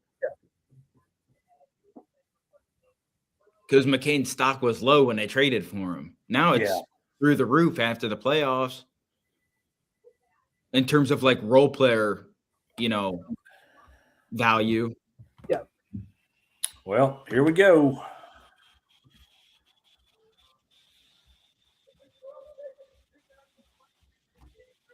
Everybody's booing. There it is. That's crazy. I don't know. I don't have words. I thought they'd end up with Morez Johnson. I did think they would get a big here. Yeah, but we were right. They got a big for Michigan, so does that count? Yeah. close enough. Yeah, Close they got enough. a better big. Dusty May's like, shit, we got to go play against them now. Wait, I Yeah. forgot about him. Yeah. If only Rando were here so we could I mean, Dusty May's happy right now. He's not going to be when the Western Conference playoffs are going on next year. I mean, that's just You ask and you receive, Hammer. what's How about going the on, Thunder brother? winning the championship already? Listen, I got no mic, no fancy 4K camera, no backdrop. We're just Yeah. raw dogging right now. Yeah, no makeup. I mean, everything, just all natural. No, No still hat. got the makeup on. Oh, Still do hat. you? You can't tell. You might want to go look in the mirror then. I didn't say it helped. I just think about what it would be if I didn't have it on. Yeah, see, you go to the bare naked ladies on the wall, and I've actually got a little background It looks noise great. going here It's now. great. So I'm excited to see what Hunter does too next. yeah, we'll find out. I've got a couple. I think I'm with a big neon sign for the background, and I don't know. Got a couple other things up the sleeves. But I heard y'all talking, and the fact that Mora went back, fell to OKC. yeah. Ridiculous. Shoot, they're right back in it, man. Shoot, they got to be the favorites now Crazy. because that Wow. was the one chink was they didn't have a big that could make things muddy. Well, they're not stopping him, but make things muddy for Wemby, and this guy can do it. And Coach Ryan, yeah, that was a no-brainer. I'm still a little. I can't believe the rest of the league sat there and just handed him to the Thunder. That's If you're insane to talking- me. If you're talking pure fit wise and chance to win a championship, the Thunder literally just nailed it at pick number 12. Yeah, I guarantee if you asked them the one player they wanted from the draft, they would say Adar Mara. And they just got in that pick. Oh, have the Bucks Wait a minute. Somebody help me out on the screen here. The trade's not confirmed, so it says Miami, but it's actually It should be the Bucks. it'll be the Bucks. It So- says Yeah. reported trade up there. It has to go Okay. through the. It All has right. to go through the league office first. All or right. something. So at quick glance, I was reading that the Bucks traded the pick back to Miami, and I was like, "What the hell for?" Yeah. But hey, the Warriors and Yaxel, I mean, I don't know that helps them like win now, but I thought that was a good pick. Drew, I think we talked about it on the last show. I don't know if it's a great comp by me, but if you talk about a Draymond Green replacement, great defense, way better athlete than Draymond, probably a better shooter too, even when Draymond could shoot the three. But the problem is like when he peaks, that's when Steph's going to be like really in his decline. So I don't know when you talk about OKC, the Spurs, if that really gets him over the hump. Maybe if you got a healthy, motivated one more run to get Steph back in the game. Yeah, we'll see. Yeah, I like the pick for them because I think it's a high floor pick for them. Yaxel doesn't have to be this world beater type player. He can fit right in. He can really probably play the 2 through the 4 if you really needed him to. He can do a lot offensively, can do even more defensively. He's old, so nothing's going to phase him in terms of like the playoff challenge or the championship aspirations. He's won, like that helps. He's going into a winning culture. He's won. The only thing I worry about with Golden State is like, what do they do at the 5 position? Other than that, they're really good. Like they got Steph, they got Jimmy, they got. I'm guessing they probably keep Draymond. I would be still shocked if he left. Porzingis is a free agent, I believe, a restricted free agent, so they can obviously counter that offer. But the Warriors are right there. I mean, they're obviously on the down. Thunder just won the draft with that pick alone, so they're going to be chasing them. But the Warriors are not. They're not too far out of it. If everybody's healthy, you always chip in a chair chance with Steph Curry on the floor, right? They're just as good as anybody. And I think Lindenberg is good enough to contribute. And like Rando said, he's a good replacement for Draymond because he gives you much more offensively. Mm-hmm. A legitimate, scoring option other than Steph and Jimmy Butler, which you desperately need. You do sacrifice a little bit in the front court part of his game and in the rebounding and whatnot, but that can be solved with if they can find a big, which is going to be difficult now for them to do. Coach Ryan, Chet Holmgren's probably as useful he's as useful to the Thunder now as Missouri is to the SEC. So I don't think we're going to see Chet's runway very long in Oklahoma City now. Rando's been hinting at it. What's that? I said Rando's been saying it. Yeah, I mean, you got to move on from Chet. You can't win with them. No. OKC he got a title with them, but it's in spite of them. And now that was before Wemby really started going. You got Maury, you got Hardenstein. You probably can still get a lot for him because he's got potential. Another season of postseason where you're, averaging 4 points and just looking just terrible. Do you think Draymond has any trade value right now? Man, I don't think so. Maybe like 2 second rounders. I mean, it'd be ham and cheese in a generic bag of chips. Because I think he still owes a lot of money, or still owed a lot of money. He's just not the same dude, and I think he's just more of a hindrance to the team than anything. Yeah. I think he's Dennis Rodman without the talent. Yeah, they're going to probably keep him, but I think they're going to have to restructure his deal. And if you're Draymond at this point in your career, you should be fine willing to do that. I mean, you're going to be willing to do that. If not, you're going to end up playing for the Utah Jazz and 60 games a year.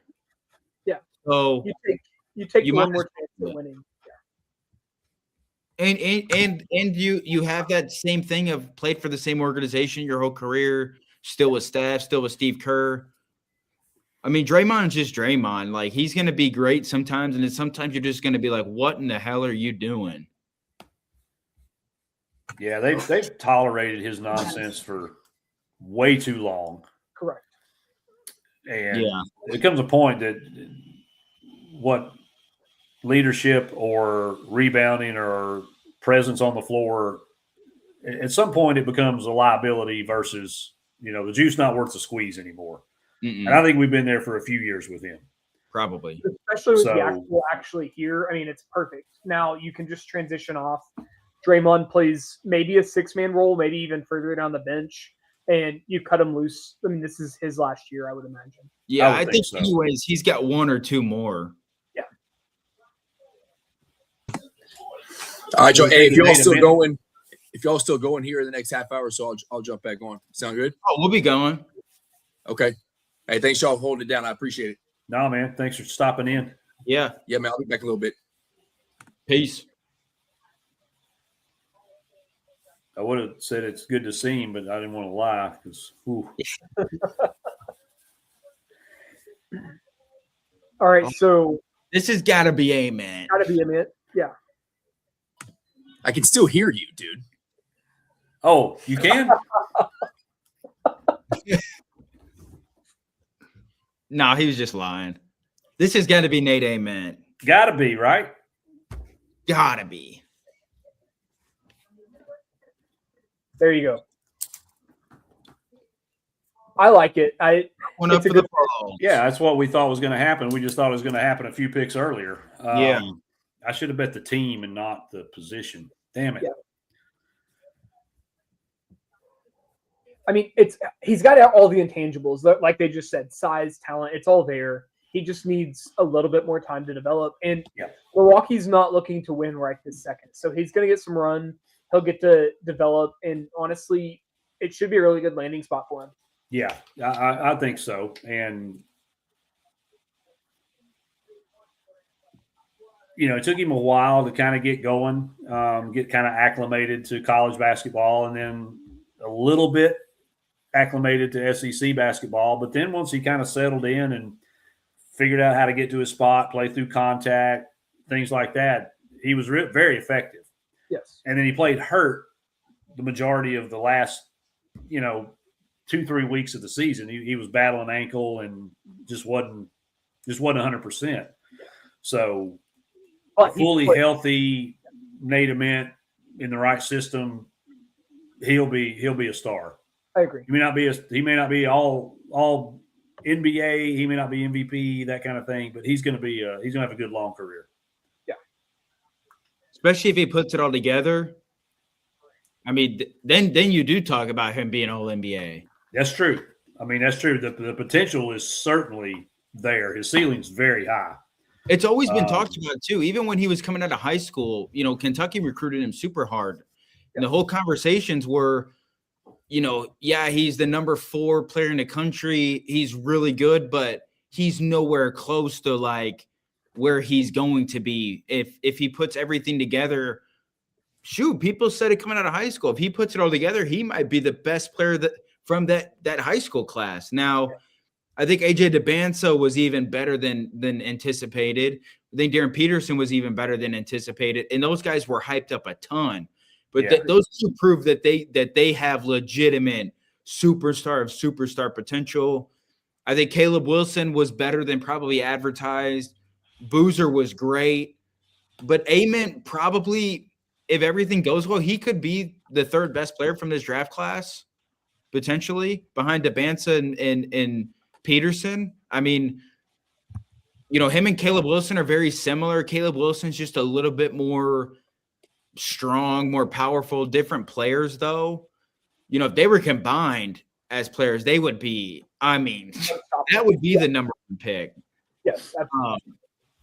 Now it's kind of just AJ DeBansa, but Nate Ament, he has all the tools to be a spectacular player. I also hate how the NBA draft, like the process of like, why is he sitting there with a Heat hat on?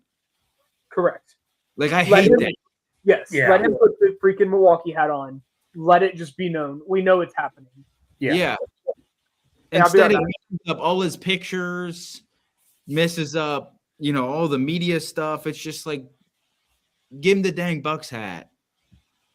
Yeah, we know this is signed, sealed, delivered, done. This is ridiculous.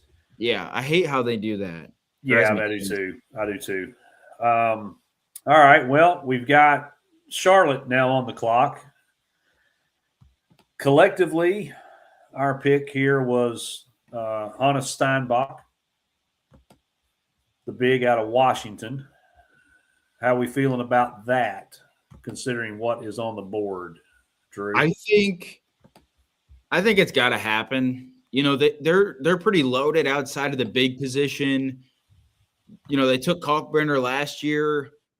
You know, he's an interesting player. Obviously, was an incredible player at Creighton. Big shot blocker. Probably still need some more guys in the front court. I think Steinbach makes the most sense. You know, they'd have been lucky if Mara fell to them. Wasn't likely. So, you know, now that he didn't, I think Steinbach just makes the most sense. Yeah, I think it would. I think it's definitely a front court, and I think probably with what we're looking at now, it's.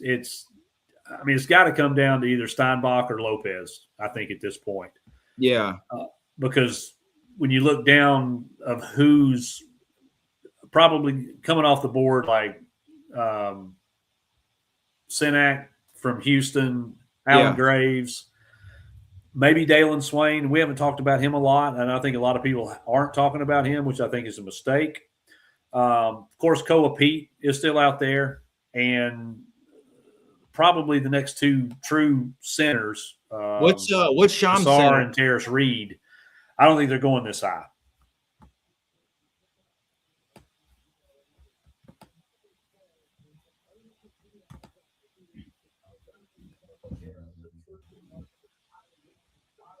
Oh, okay. They're talking about the Bucks. Yeah. I didn't know Shams was breaking some news. Yeah, he's talking about picks and that.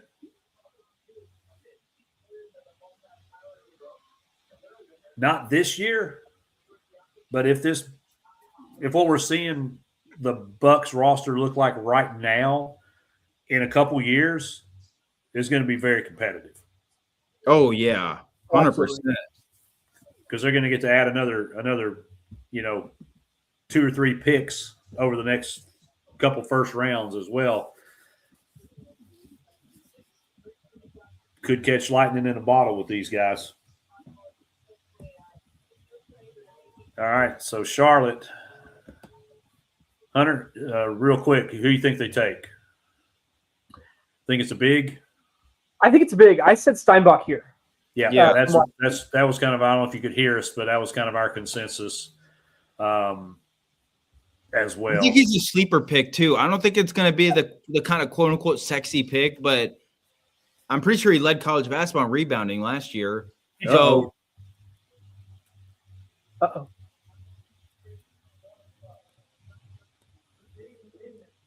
Oh, newsflash! Oh, God. Breaking news. I love that they're booing him. I just love that. All right, let's get to the real news. Here we go.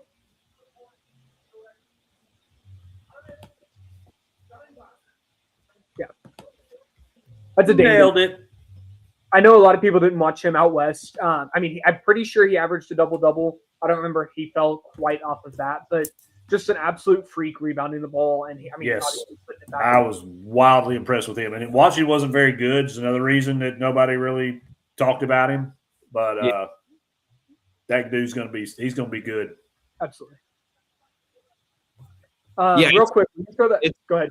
I was just going to say, it's so crazy the talent Washington had and how bad they were last year. Yeah. Like, it's insane. I have so many concerns for Washington, and they're going to do the same damn thing this year. Yeah, it's crazy. Zoom, Wesley, Steinbach, it's crazy. No reason they should be as bad as they are. No. Austin Tanner, I know you're watching. He's one of the guys up here. Baba, I think, goes second round. I don't think he'll go first round. I agree. I'd agree. Spirit, I'll answer your question because I know it'll be a late night. All right, who do we got? Austin's one of the guys I work with Local 12, so I had to make sure I got to that question. Thank you for popping up. So we got Chicago. I think Phylon. I said it from before we even started the draft, I thought Yeah. Phylon would fall to here, and it made sense. Oh, look at that dish from Zoom. All right, Kentucky fan, let's not get too hyped yet. Hey, Kepnang right there too. All right, enough of that. Hey, as long as he's not, showing practice assists where in slow motion or whatever, I think we're going to be okay. Fair enough. I had to get some. I'm used to seeing like 3 Kentucky players off the board by now. Times are tough over here. Times are tough. Okay. It could always be. No. You could always be what? It could always be worse. Exactly. You could be Louisville or Tennessee. So we're thinking guard here for the Bulls? I think so. I think Phylon's perfect pick. What about a Cameron Carr? I mean, I don't hate that. explosive. He's fun. I don't hate it. Who do the Bulls have at point guard? Giddy and Rob Dillingham. Okay. Who do they have it? Who's off the ball? Sorry, I don't know NBA rosters. So that's why I'm asking you guys. Obviously, nobody important if you can't name them. So, yeah, I mean, Cam Carr makes sense. Anthony Simons, I believe. Okay. Oh, Dirk. Nobody can hear you. Where does Trey Jones fall in the rotation for the Bulls? Probably the backup point guard. Backup guard, point guard, yeah. I think it's Giddy and Anthony Simons, if I'm not mistaken.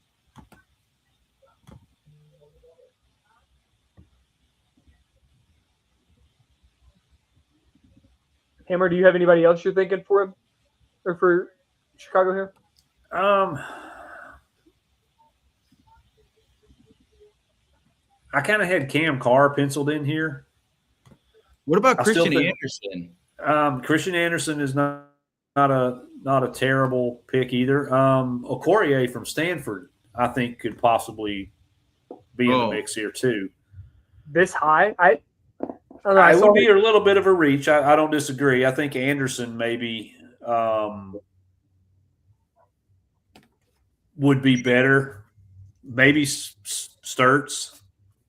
I don't know. I think this next group of guards are all pretty interchangeable. Yeah. So And if you you're gonna go have back to that, what we talked about at the beginning of who fits my system or who's going to work best with what I have existing, and you just take the best fit, maybe not the most talented. Yeah, this would be the most Bulls thing to do, though, is take the Karam Lopez. And I know he's like great, and a lot of people think he's good, but the Bulls always take the international dudes, and they always turn out to be busts. Yeah, Tony Kukoc may be the only exception to that. Yeah. But I'm taking the last 10 years, like Yeah. they take these foreign dudes. I get it, they're good players or whatever, but they always turn out to be busts. If I'm the Bulls, I'm take a college dude. You already got Caleb Wilson. Go take a Christian Anderson, LeBaron Phylon. Even if you have to take an Allen Graves or a Sinak or a Bennett Sturts or Cameron Carr, like, don't do the guessing of international player. So I'm showing on the Bulls roster, they've got Colin Sexton, of course, Giddy, McClung, Rob Dillingham,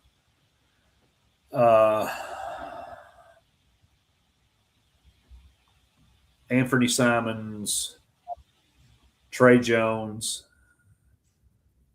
Isaac Okoro. He's more of a 3, Yeah. but can play guard. Mm-hmm. Man, they don't have a whole lot of. anything. Is it possible they go with another forward here at all? You think any chance they go forward? They don't have a lot of solid guys. I know they just took Wilson, but At the they don't have four, much else. Buzelis, he's a talented kid. Yeah,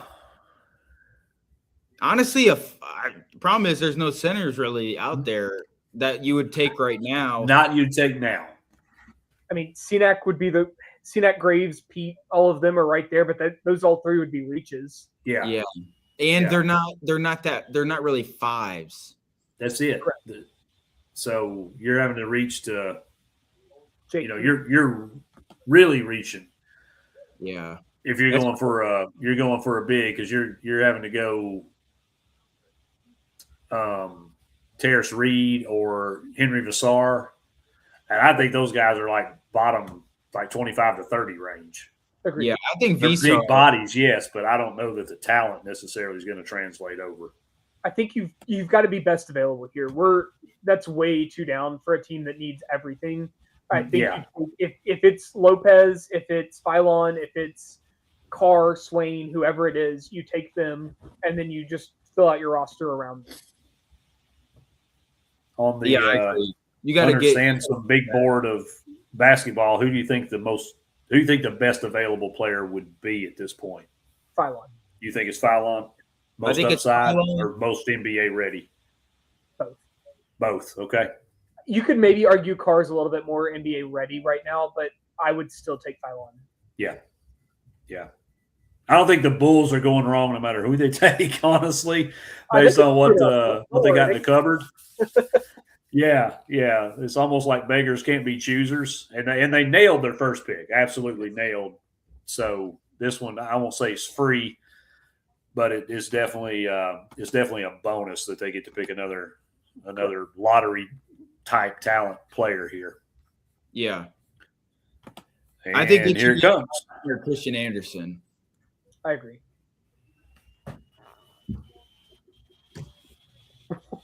Okay, I don't hate this. I almost mentioned him, but I thought he'd go a little bit later. I did too. Swain obviously played at Xavier, so I'm very familiar with Yep. him. Very high upside kind of kid. He's going to be a great defensive mind.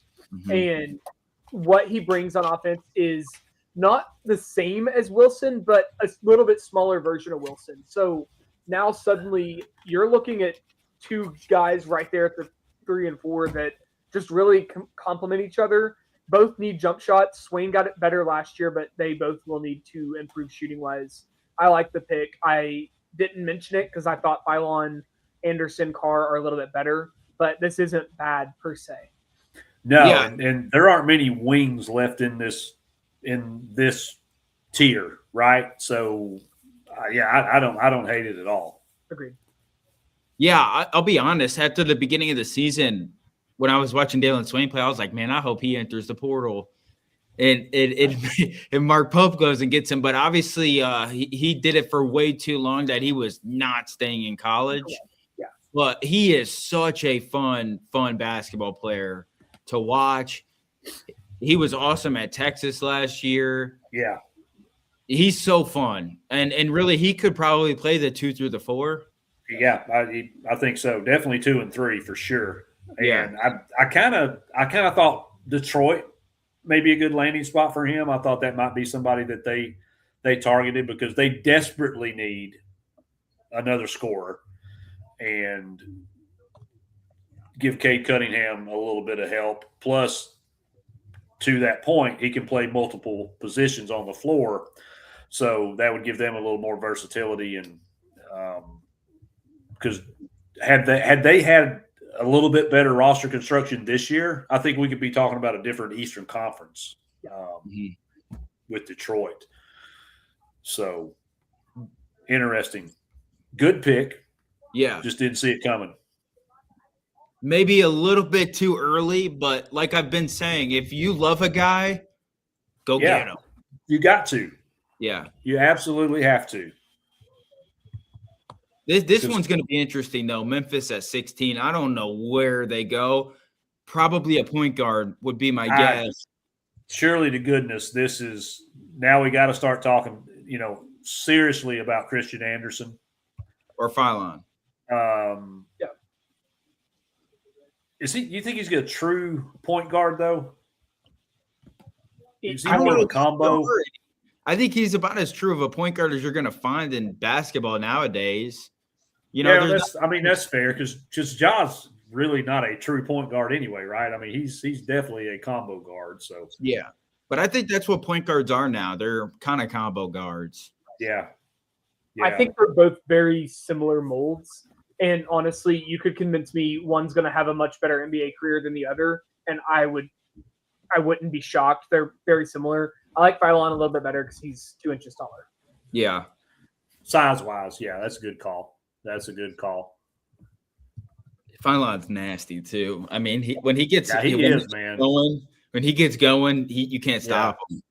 We had to deal with him past few years, and I'm glad he's gone. yeah, good riddance and good luck, young man. No, nothing personal. Yeah. Just Buck Fama. That's just business. Yeah.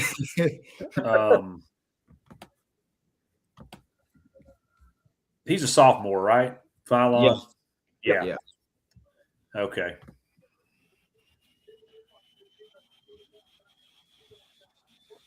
Who do we think for Memphis here?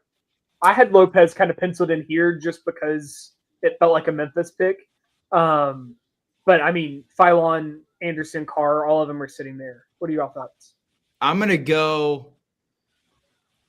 LeBaron Phylon. If that's the case, then they have to move on from Ja Morant. They also That have is- Walter Clayton Jr. as well. Yeah. So, they got some decent backcourt options as well. Yeah, I just think I don't know. I just think Phylon. You take Phylon and you get rid of Ja. I agree. And then if you have Phylon, you don't have to ask for some outrageous package to get rid of Ja either. Take a decent package, get Ja somewhere that somewhere that probably he could compete and win to remotivate him a little bit. You don't have to search for 3 first-round picks or whatever. Take a decent package, maybe get a big or a wing out of it as well, potentially, and you move on from the Ja experience. It was great for 3 years, 4 years, but obviously that ship ran its course, and it's just time to move on and try to bring the Grizzlies back. Yeah.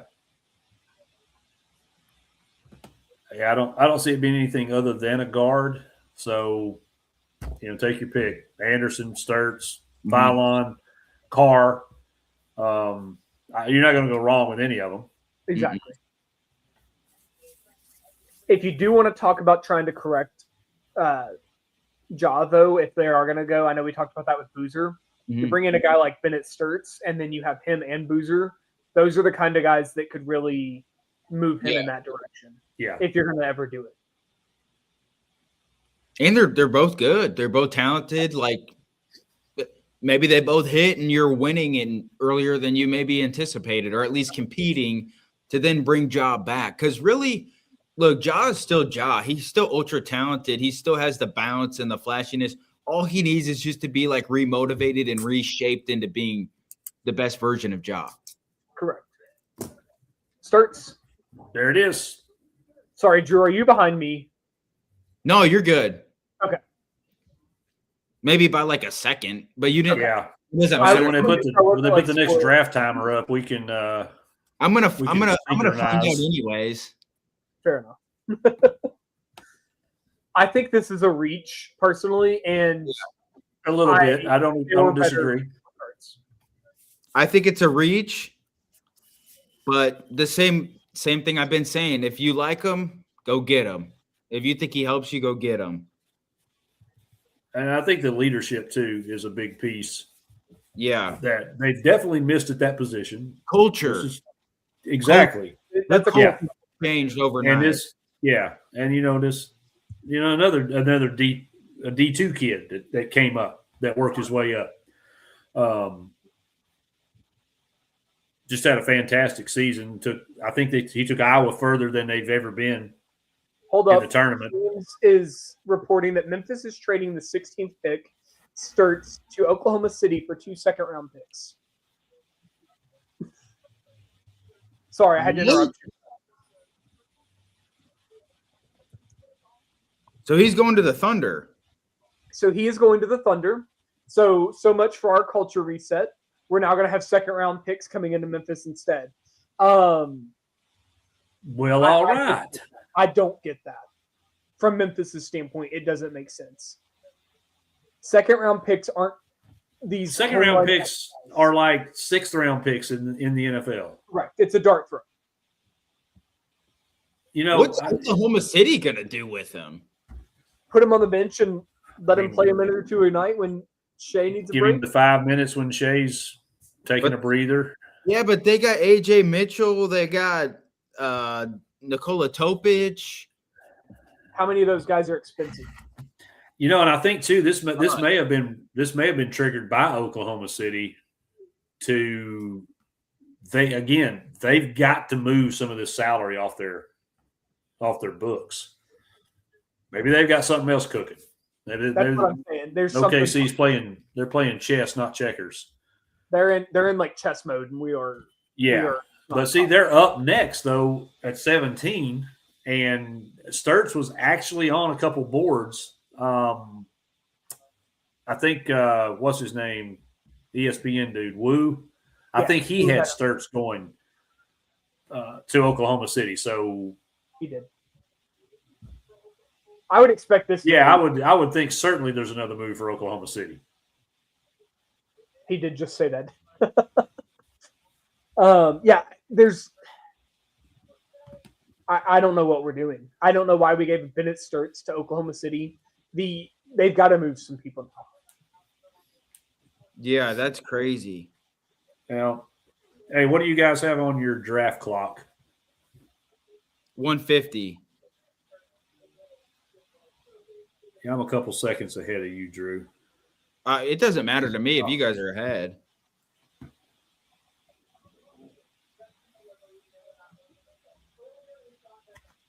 So, sorry, I was tuning out to try to figure out what's going on. Sturts goes to OKC, and then Memphis is taking this pick. Okay, so they just swap picks. They swapped and then got rid of the 2 seconds. Okay, that makes sense. You dump a little bit more. The no more 2 second rounders? No, the 2 second rounders and then the pick swap. Oh, okay. So it sounds like OKC just dumped 2 picks that they didn't want to make. Yeah, that's exactly what it sounds like. And they got the guy allegedly, based on some reports, that they wanted. So Memphis. So here comes no worse for wear. So now here comes either Phylon or Christian Anderson. Yeah. Long shot, I think Cameron Carr. Yeah.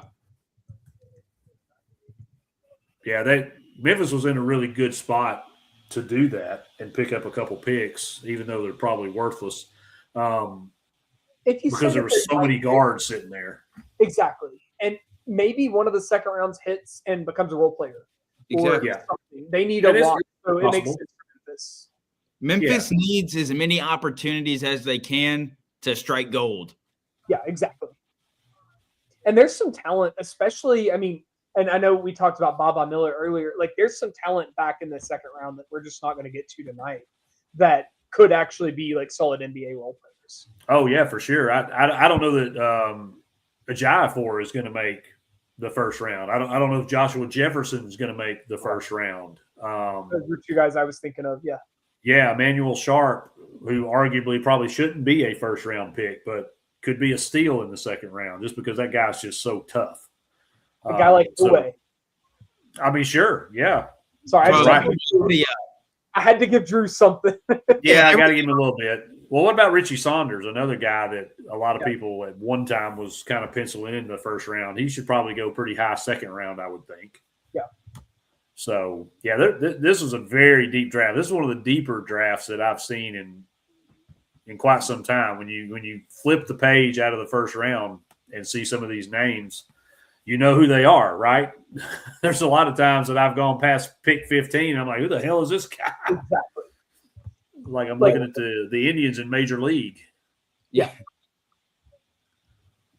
Being able to talk about all these college guys, just a second here on NIL and everything.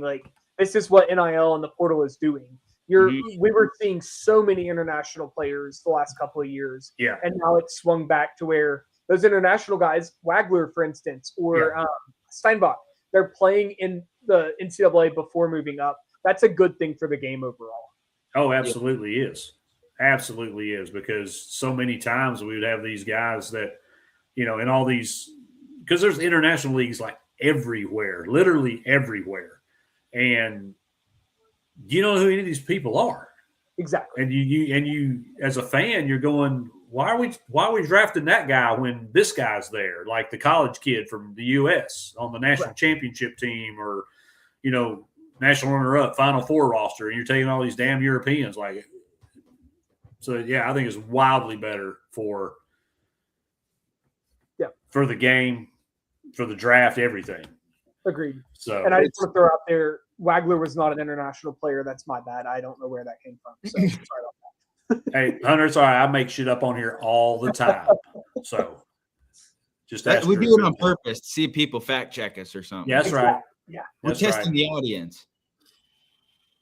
All right. So we thinking Phylon here, fellas? I'm thinking Phylon.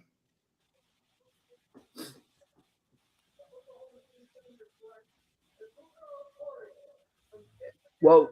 A Corey. No, Corey. Okay, Well, so hold on. That pick is now going to Detroit.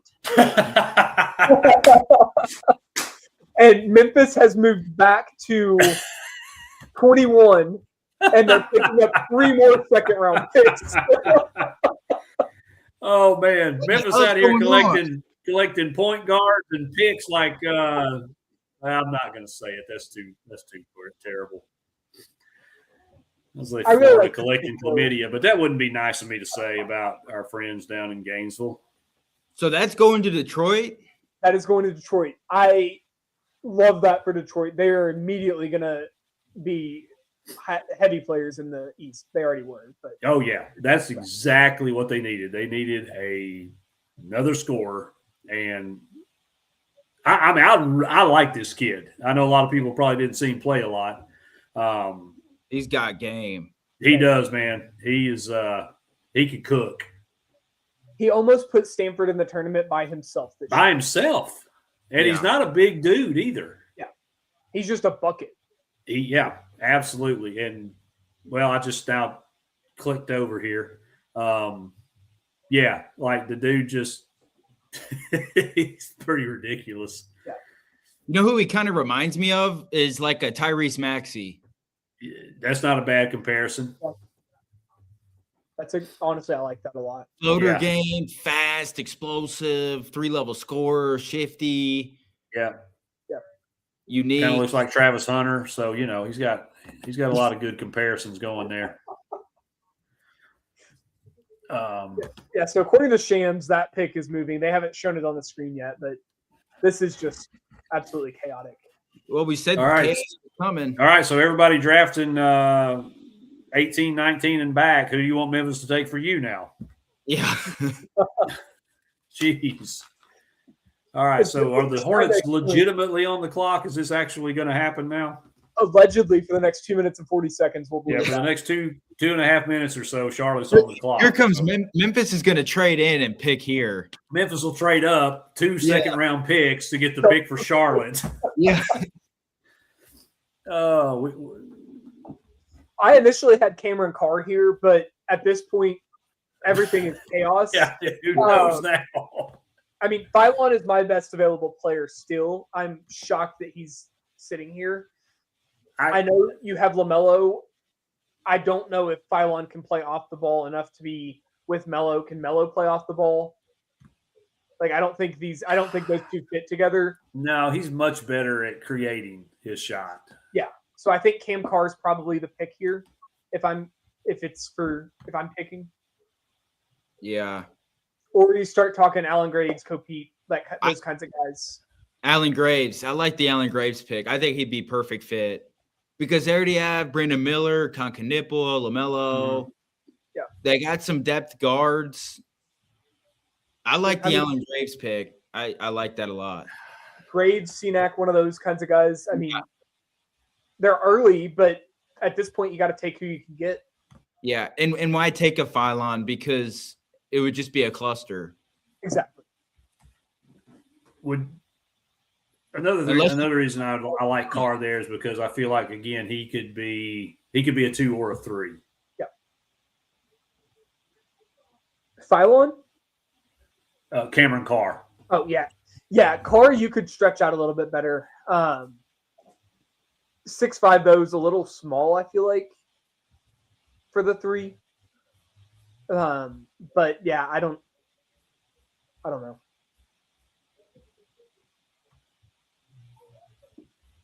Yeah, I hope they take Graves. I think that would actually be a great pick. And I'm not a Hornets fan, but I think he'd be a perfect fit. It makes Probably not a Santa Clara fan either, I'm guessing. Almost was a huge hater. I was this shot away from being the biggest Santa Clara hater. Dude. Yeah. And I was there. Because it was in St. Yeah. Louis. I was there. Yeah. nice. I'm sure that game aged a lot of Kentucky fans. Oh, yeah. Yeah, there was one dude, funny story, this one dude was up next to us in the section, and he was getting so pissed throughout the game and, stomping around, yelling, kind of throwing stuff. And he left with about 3:30 left on the clock. And, at that time it was like, oh shit, Kentucky's going to lose. Yeah. And Ortega hits the shot. And funny enough, dude was jacked, okay? And he had a jersey on. So, like, muscles are showing.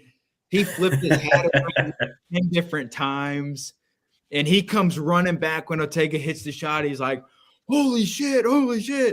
And, all Kentucky fans are screaming. And he's like, who hit the shot? Like, he didn't even see or realize who hit that shot. And, Wow. that whole moment, the highs and lows of it, Graves hitting that shot, and then Ortega banks it into overtime. It was just crazy. I'm just glad we won, because I would have been the biggest Santa Clara hater of all time, just like I am at Oakland and St. Peter's. Okay.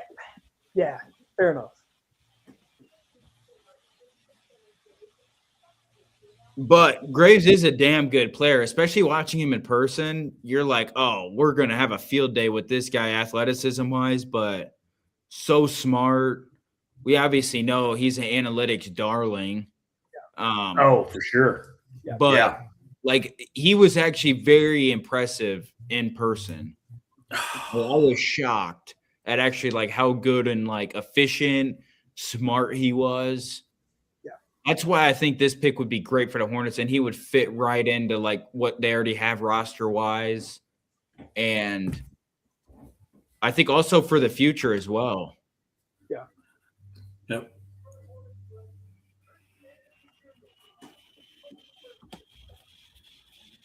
Okay, so Christian Anderson makes sense. I mean, you go grab what you think is the best available player. You figure out on the back end. I don't see why take another guard. Why take another point guard, especially an undersized one like Anderson is.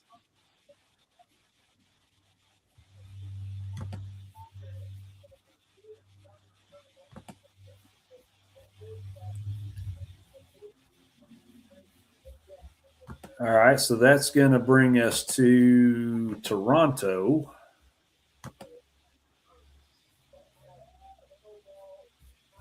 And if things hold serve for Canada, they will botch this horribly. Okay, I just had a thought come into my mind, and I'm going to say it. If Memphis takes JQ at 21, can we just, like, relegate them and, like, boost Michigan or somebody up in their spot? I think it's fair. That would be just absolutely chaotic. Yeah. Do you think there's a chance San Antonio would take him? I would love that. I've been preaching that for 2 weeks.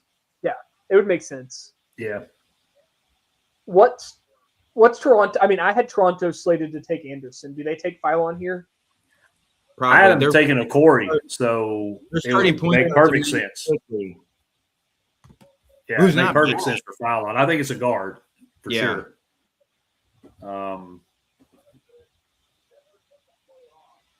I think it.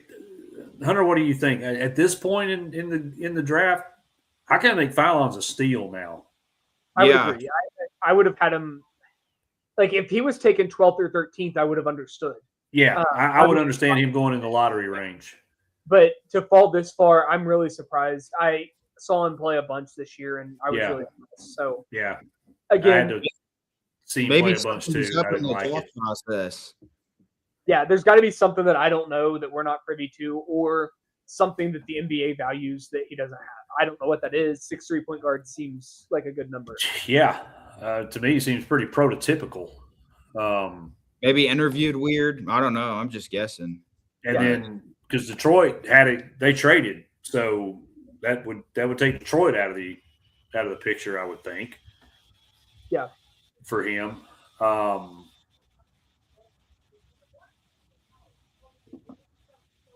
Trying to see if there's anything in any of the write-ups that player profiles that would.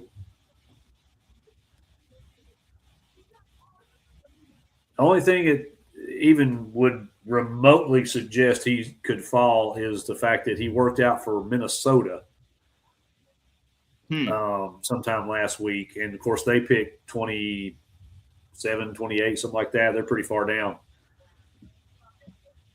I don't know what that would have to do with anything, though. Do they have a would,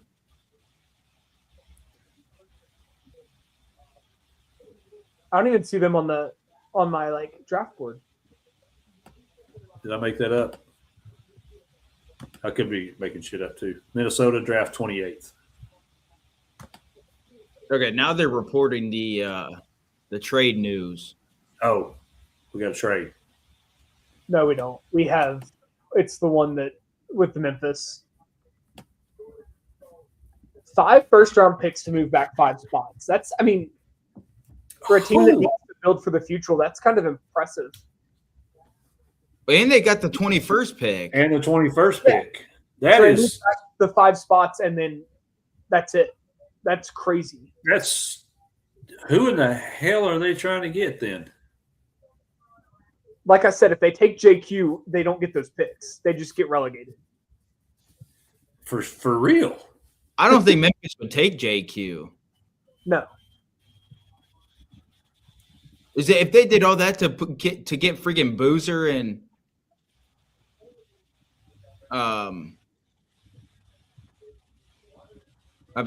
Boozer and JQ, that would be crazy.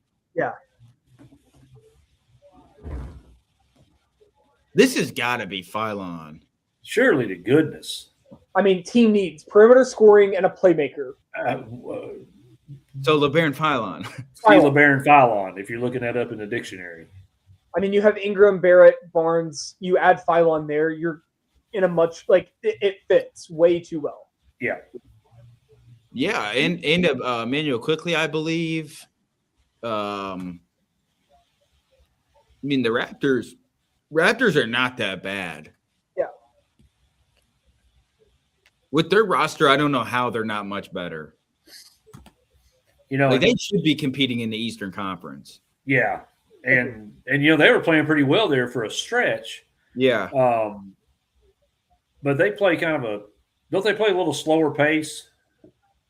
Yeah, I think so. Their 5 positions a little wacky. Yeah. Well, business will pick up if LeBaron Phylon lands. Yeah.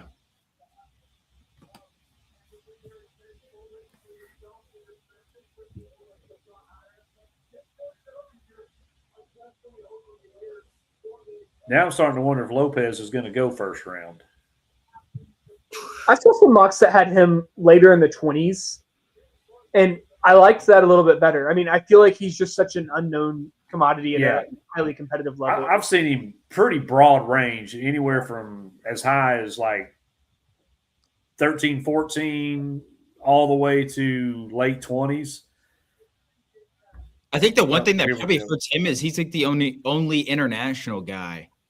Correct. Alan Graves to Toronto. Completely, which is a great pick. Don't get me wrong, but that is completely silly to me.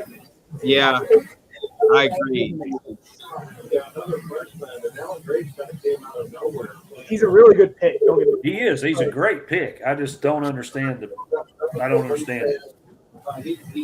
Which is fine. I mean, because I prefaced this with the way Canadian sports history has gone over the last several months. They will screw this up.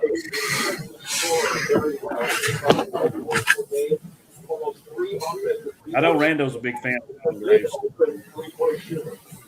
Hey. Oh, take it away. That's a bucket. Sorry about it. Great shot, just wasn't good enough.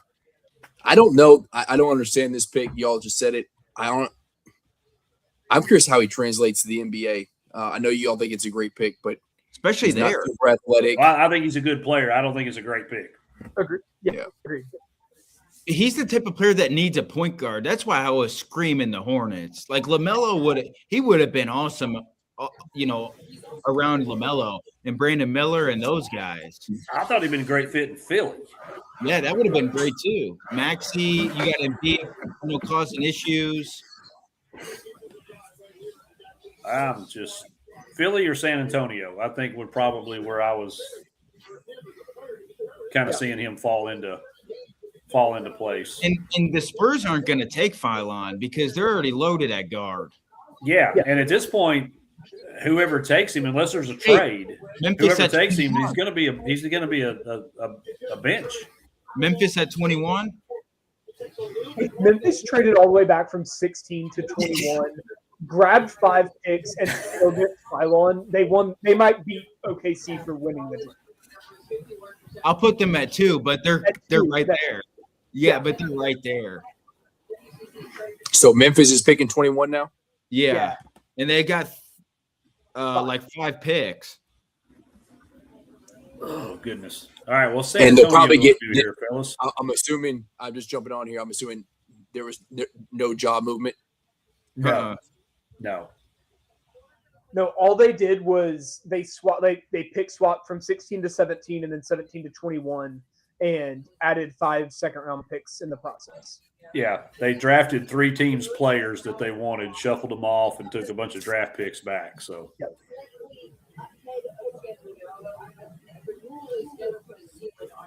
So while waiting on the Spurs pick, how did the consensus lottery pick go? for the lottery, we went 9 and 5. We got more of the players correct that were drafted, just didn't get them in the right spot. And it's really Dusty May's fault. Had Dusty May not come in there and screwed up everything, all of our picks were like whatever pick we had was like the next pick. Yes. So it's Dusty May's fault. Well, I mean, that was one hell of a reach for him. And I with feel his like it first was. pick That was about 3 or as 4, head maybe coach. 5 picks too quick. Yep. Yeah, I mean, Mora at 9, him being the best center in this draft tells you, I think, what the center position is. Maybe he's going to be great. But I don't know if I'm Dusty May in that spot. We talked about it. I think the Axel pick to the Warriors makes more sense. But I mean, you got a guy who come in right now. I know the Mavs are a young team, but I think if I was going to reach, I would have reached for Yaxel there instead of Johnson. But we'll see. I guess it's who do you think fits better with Flag and Kyrie? Yeah. I think the best center potential in the draft. I'll still go out on the limb and say it's Jaden Quaintance if he's even a 5. I think this may be his home right here. Yeah, Yeah, I agree. First take him here. I think it'd be a great pick. Yeah, because And if he can stay healthy, I mean, we've seen the potential. He can be great. I just have concerns like I do with Peterson and some of the other guys. Like about He's also still so young as well that I know he seems at times like, a kind of a he is what he is type of player of like an athletic rim running big, but he's still like, let's also be real with the fact that if he was healthy, he maybe would have been a top 10 pick tonight. Yeah. Potentially. and Kentucky might have been a lot better last year. Yeah. Hopefully. I mean, definitely would have been. Definitely would have been. We don't beat St. John's without him.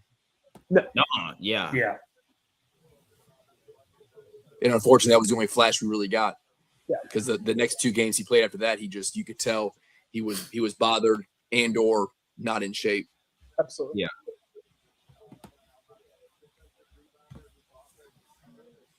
Well, overall, ESPN is saying that Karam Lopez is the best available player on the board, followed by Philon and then Sanak. Interesting. Yeah, and we don't know a lot about Lopez. I only know about Lopez what I've read and a handful of highlights. And apparently, this kid is like the best basketball player to ever come out of Mexico. Yeah. Playing professionally at what, like 14, 15 years old, some kind of ridiculous, Something like that. Phenom talent. So I don't know what I don't know what to make of it. I don't know what NBA, folks, teams, scouts, whatever, haven't really said a lot. So I don't really know what to think about that.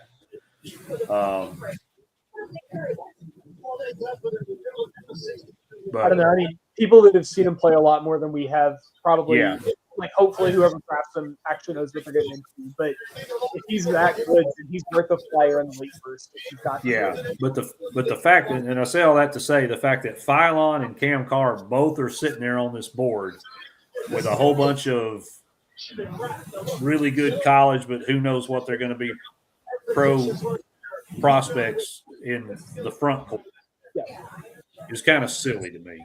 Yeah, this has got to be Sanak, in my opinion, Sanak or Acquaintance.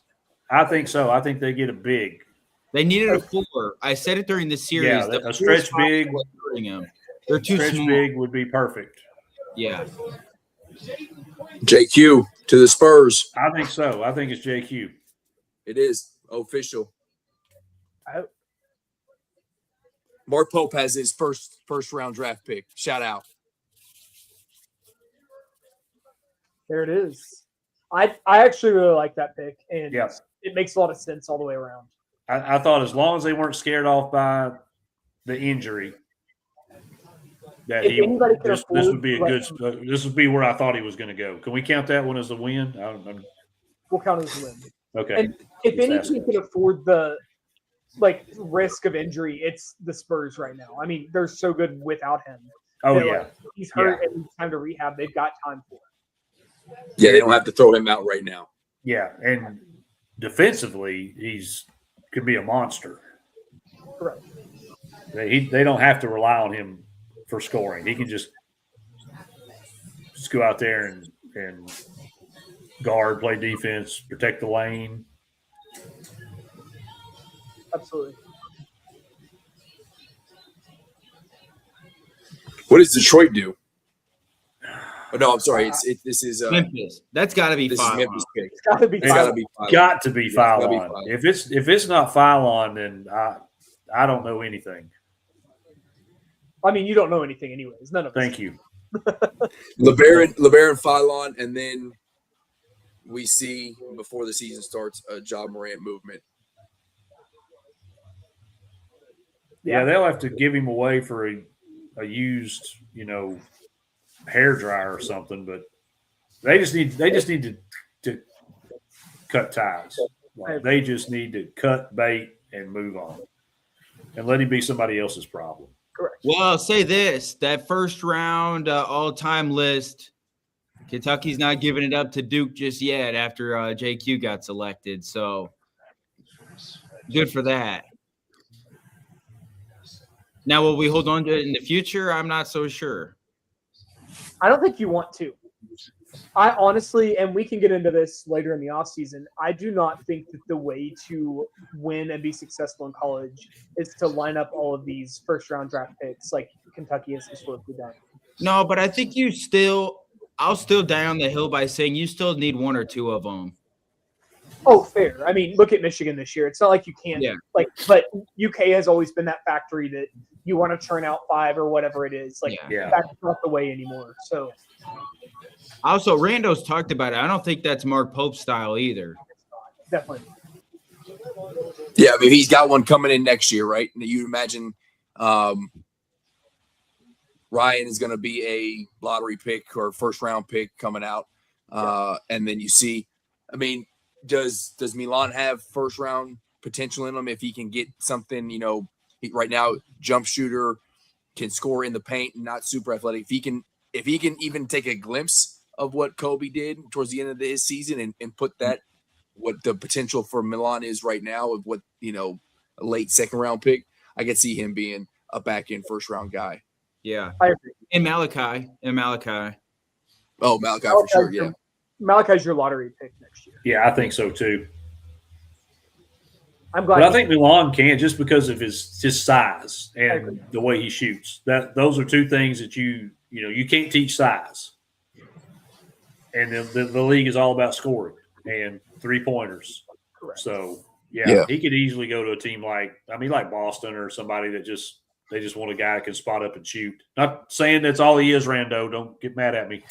Well, I think you have to, if you're Pope in Milan, you got to figure out how you can really spend some good minutes at that 4 spot in SEC play, because he's a great shooter, but he's not super athletic, and he's an okay defender, not great defender. If he can play the 4 spot in the league, he's going to be less likely to get exposed on defense, right?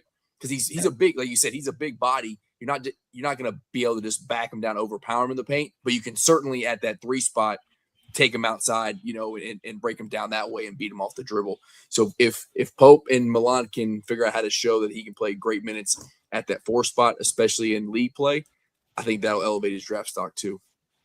Yeah, that's a good point. I wrote the timestamp down at 2 minutes or 2 hours, 20 minutes and 30 seconds that you actually said something reasonable. So maybe I can go back and clip that or quote that or something. It's one of many to come.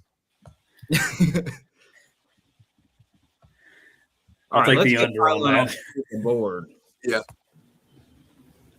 I'm starting to feel bad for the dude. Yeah, me too. yeah. He's starting to look like Will Levis out there now. So Is this What? a Nate Oates problem? Well, It's probably a LeBaron Phylon issue if he's falling, or just the weirdness of a draft. it could be that. As Could we just talk be about Nate Oates always having great guards, but unless I'm not thinking clearly, they don't seem to be highly drafted. They do great, but they always seem to be in this spot, right, where they fall late first round or even get into the second round. Mm-hmm. Yeah, that's You're a not fair wrong. point. So, especially if he's not interviewing well or whatnot, it's like part of the whole college basketball experience is to mature a little bit, to understand basketball IQ, kind of open up a little bit. And if he's like, dog, I just go out there and chuck up threes, and then they ask me to play defense like once every 20 possessions, and they're like, no, that's I mean, not gonna work. is Latrell Sprewell the last good NBA player out of Alabama, guard out of Alabama? Has there been anybody else? I don't know, but they can bring Can't back think of anybody. the data as Sprewells. I would definitely rock those things. Colin Sexton, Colin Oh, Sexton. Okay, Yeah. that's fair. Yeah. but I mean, he's not great. there he is, No. Karim Lopez to the Detroit Pistons. That's Memphis. No, Oh, Memphis. Memphis. I'm sorry, I keep That screwing text- that up. Sorry, I wasn't. Why like, not trying just to- change it on the? Why not change on the TV screen for me, man? Because I'm the NBA scared hates of us. this. Yeah. Oh, they just added it to the right side there. I had Lopez to Memphis at 16, so I don't hate it, but I just don't get what they're doing here. They need But to play Phylon's better. not going to Philly. We know that they got No. too many guards. He's not going there. I'm Atlanta. not sure he would go to Detroit. Atlanta already took Kingston Fleming. Although that would be electric backcourt. Yeah, I will say LeBaron Phylon meets the Trae Young, but they might want to get away from that whole style of play in general. Yeah. you could put Phylon off the ball though, I think, and play Flemings at 1, and Phylon could slide to 2, I think, and they would be fine.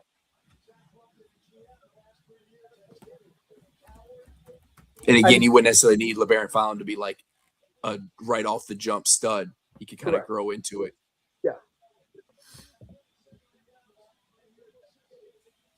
I mean, somebody's got to want shooting at some point. Does New York take him? I mean, maybe Philly just does take him and try to load up on talent and see if I think there's a pretty good chance they do. yeah. I mean, they obviously have Maxey and VJ, but shoot, who's to say they all three can't play together? Well, I was going to say, why not I go with a small lineup and I mean, those three, Paul George, Embiid, that's not a bad group. or whoever's backing up Embiid. Yeah. That's I bust on Chet and him needing to get traded. 76ers got to find a way to move Embiid. They won't be able to, I don't think, but yeah, not for his value. They would lose that trade because a healthy Embiid is still number 2 center in the league.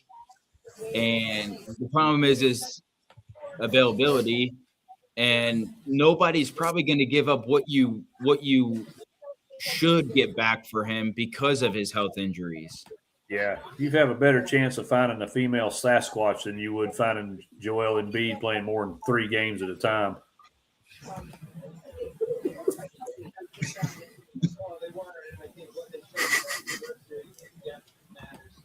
the greatest was him getting like stretched out in 4 different ways in the playoffs. On this, like, what are you doing? Yeah, Honestly, the best place for him upcoming would be 27 in Boston. But they still got like, does Boston have a move in them, or they decide not to get like they're just going to roll with Jaylen Brown and Jason Tatum? I think that's to be determined. Yeah, they're trying to move Brown, it sounds like. Yeah, I think So maybe tried he to replaces. Yeah, I think they have. Well, they don't have a great point guard option. I mean, Peyton Pritchard's a beast, but LeBaron Fallon's got a big smile on his face right now, so that might mean y'all are right. And Yeah, Sixers are just I think you stacking up might on be best right. available. well, we said at the top of the show he would be undervalued in this draft. So it says overall depth. I mean, he brings depth. Yeah. And I mean, he could develop a little bit and wouldn't have to just be thrust into starting automatically. It makes sense. yeah, Was it Cameron Caraval at one point? Yeah, you didn't have to bring that up. he didn't play much though, did he? Yeah, he was a little bit buried in the depth chart. So I get why he transferred, but man, would it have been nice to have him. Last year. Ooh, boy, that's all we were missing. We would not be clowning y'all about no Final Fours right now if you had Carr on that roster. If we had Cam Carr had stayed and he was our 2, because we didn't replace him. That was the whole issue. Yeah. B&T from off season to preseason, non-con through conference play, we lamented the entire time. We don't have a 2. Yeah. And that would have solved everything. Yeah, it's similar to Kentucky when we lost to Caden Lewis. We tried but never could replace that point guard. Yeah. Jalen Lowe goes down and the whole thing falls apart. Hey, Sanak would be a really good pick here for Philly too. They could use a 4. That's kind of the piece they're missing, isn't it? Don't you think, Drew? Yeah, I think so. I mean, other than a very reliable, solid backup center, I think that's the one piece they they have kind of Andre need. Drummond. They have Andre Drummond. Phylon is just cheesing hard right now, so you got to think. The camera's not leaving him either. Yeah, It's been on him the last couple picks, but not like this. yeah. His entire demeanor's changed from all the other times we've seen him on camera tonight. So that I think it's a great move by them. I'm just surprised he lasted. Same. I'm sure Philadelphia is thinking the same thing too. Yeah, They're probably like, damn, we can get this dude at freaking 22. If this, this has to be LeBaron Fallon. Look, yeah. He's cheesing Oh, way too hard. he's got no poker face. He's like, "Yep, I'm finally off the board now." Yeah, cameraman tried. I appreciate the effort. But yeah, so now you go Maxey Yep. and VJ. VJ's a bigger guard, right? He's 6'4", like 6'5". 5, yeah, around So there. he could probably play the 3. He could. Or do you know, or is he your sixth man and you roll still Paul George at the 3? Maybe I think it's probably time for Paul George to take on that Vince Carter role and like I'm gonna be the sixth man, come off the bench and give it to VJ because that's when he's gonna be truly an asset. I don't know if he's got that in him, but.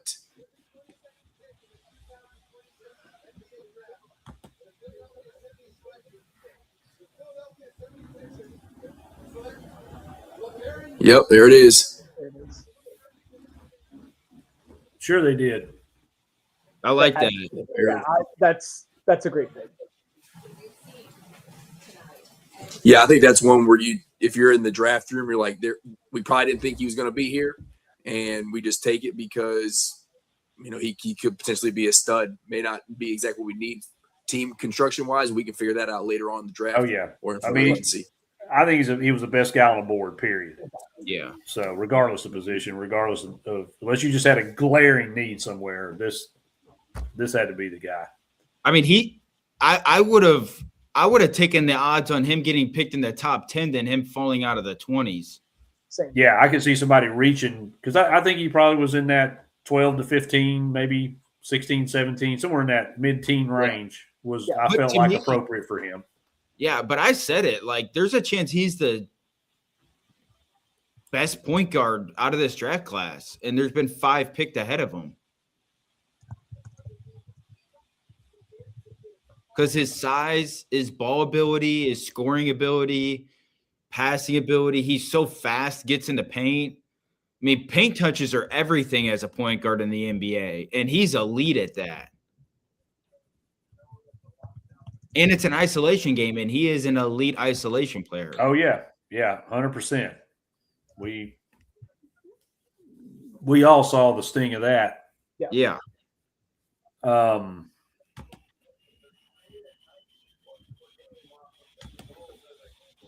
right, so Now we can legit have Atlanta making this pick, or is that as of now it should be Atlanta. should be Atlanta? Okay.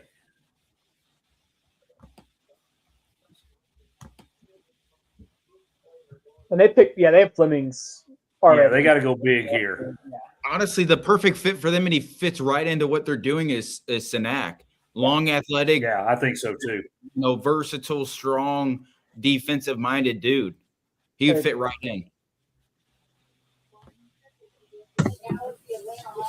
And I think a lot of people probably have Sanak going before now anyway. I had Sanak going to San Antonio. Yeah, another good one for him would be the next pick to the Knicks. I think he would fit really good into the Knicks. They don't need any more scoring. If they need to improve on anything, it would be defense and probably rebounding. It sounds like they're going to lose Mitchell Robinson this offseason as well. Uh-huh. So, improving some of that stuff. I think Sanak goes within the next 2. I'd agree. Yeah, I think it makes the most sense for Atlanta because they got to have a big, and I still think it's Vassar and Terrace Reed. I still think it's too early. I still think there's better. I think there's better talent, better front court talent. I think Jai for me is kind of the wild card. Yeah, I thought he was first round talent from what I saw from him this past season. Who was that? Or Ejiofor for St. John's. Yeah, Ejiofor. Zuby, yeah. Yeah, Okay. I think he'll go. I had him mocked at 30, so I don't think it's out of the question that he goes. He's just older. Yeah. And then, of course, Koa Pete still sitting on the – Cameron Carr would also be a great pick here to Atlanta. Yeah, I'm looking at the Lakers for Cameron Carr, right? Because if they decide to keep LeBron, or LeBron's decide to stay, they probably have to move Rui, right? And that would be a decent. Reeves will be gone. Yeah. So now they're best to just move on from the King, right? And let him go to Cleveland or something, or team up with Curry if you believe Wendy when he Windhorst saying that he might go out to Northern California, but I don't know what Cameron Carr's 3-point percentage is. That's one thing. Rui has definitely elevated his game. He can stretch the floor pretty well. Yeah.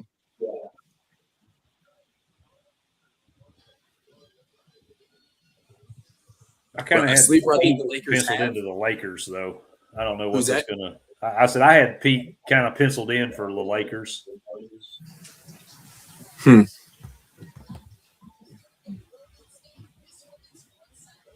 Carr was a 37 3-point shooter, so not bad at all. That'd be a good pick. And going to get better looks in the NBA with how they space the floor. Yeah. Oh, for sure. Yeah.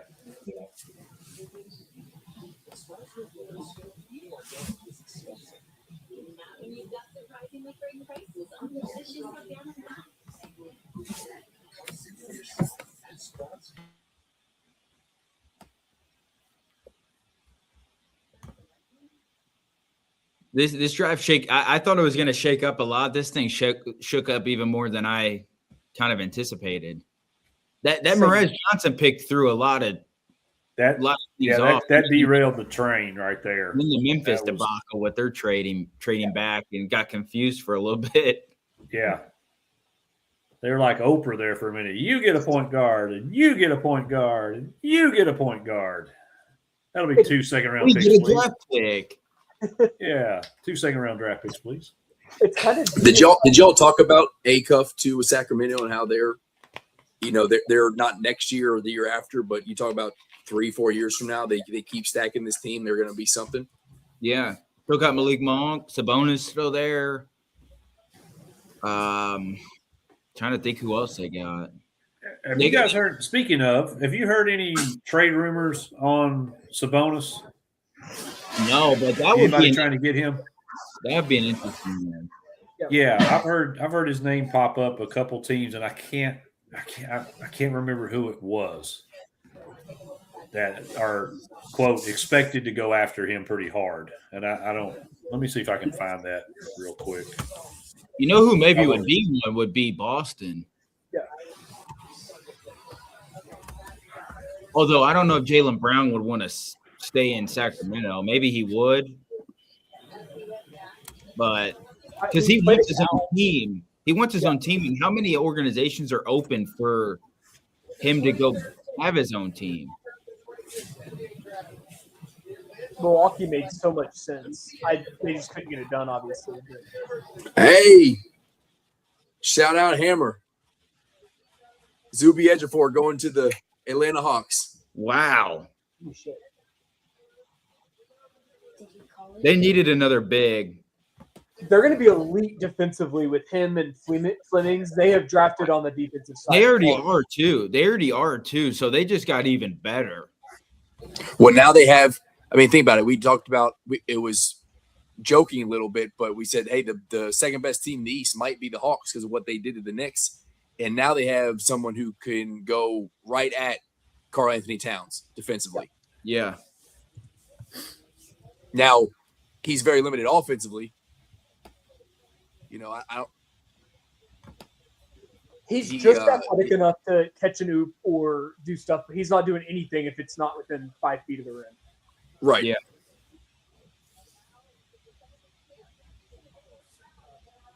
What guards are still in play here? Because I know you have Brunson. Hart is a great glue guy, but he can't do much offensively. I mean, and honest, Olivero, or who's the came off the bench? Alvarado. Sorry, Olivero. Alvarado. Yeah. I think you probably need some depth at that backup point guard spot, but I just don't know if who's available still. Yeah. I think Senak's the right pick for them. Probably another big forward rebounder defense. They're elite offensively already, and like I just said, I think Mitchell Robinson's going to be gone in free agency. They're trading this pick. They're moving back. They swapped with LA. The Knicks did? Yeah. Who the hell's You got that. who is Lakers worth trading up for? Lakers this might point. want Cameron Carr if they're going to lose Reeves. They might want to star.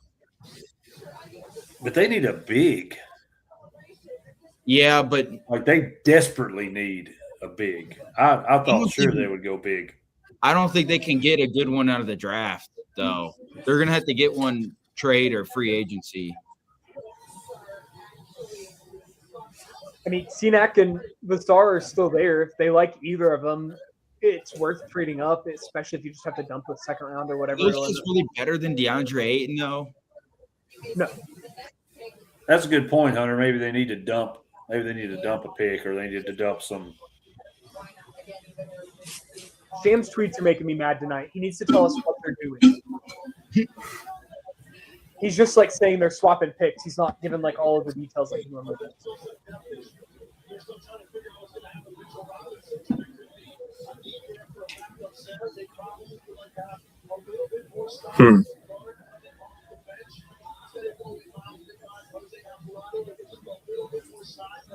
Pretty cool screen they got. Yeah.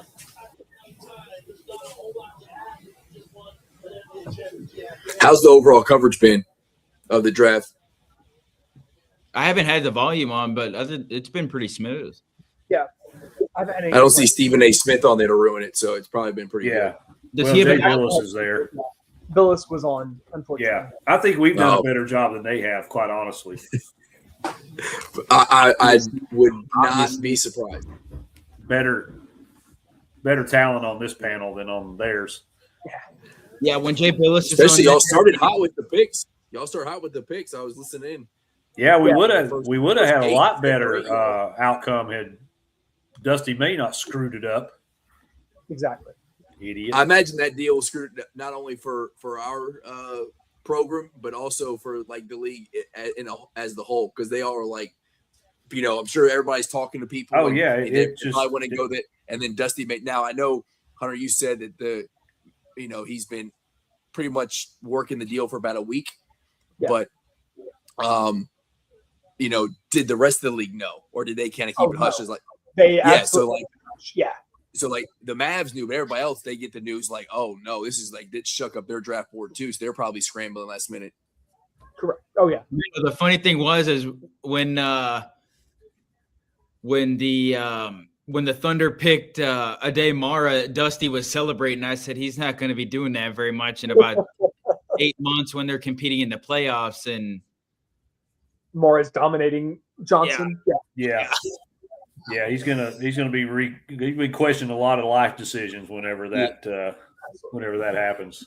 yeah, I cannot believe. So if we're going off the same LeBaron Philon and facial expressions with the cameraman, Cameron Carr does not look the same way LeBaron Philon did after the Yeah, trade. he's got that Will Levis look about him right now. So Yeah. yeah. Pretty pissed off. Without something sitting next to him to keep him company. Yeah. And taking his TV time. Yeah. Man, I don't know what the Lakers do here. I don't know what these next two teams do with the Lakers and the Knicks. They really could go like 3 different ways. if they take either Vassar or Cameron Carr. He just got a good poker face. Going to the Lakers.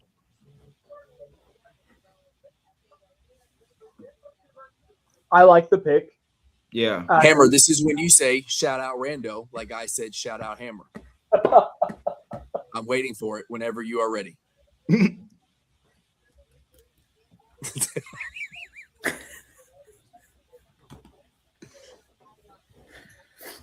good No, call, It's an Brando. explosive guy. If you're losing Reeves, especially, like it makes a lot of sense. Yeah. Yeah, and that may be a telltale sign of If they move on from Austin Reeves and potentially Rui and whoever else to keep LeBron James for one more final season, sorry. they don't Lakers deserve are to not win a if they do serious- that. They're not a serious franchise, man. Yeah, Correct. Well, Austin Reeves is a free agent, and it's kind of funny, but the Nets could have offered him a max deal, and then Julius Randle getting traded there last night shook that up, so they can't even offer him a max deal anymore.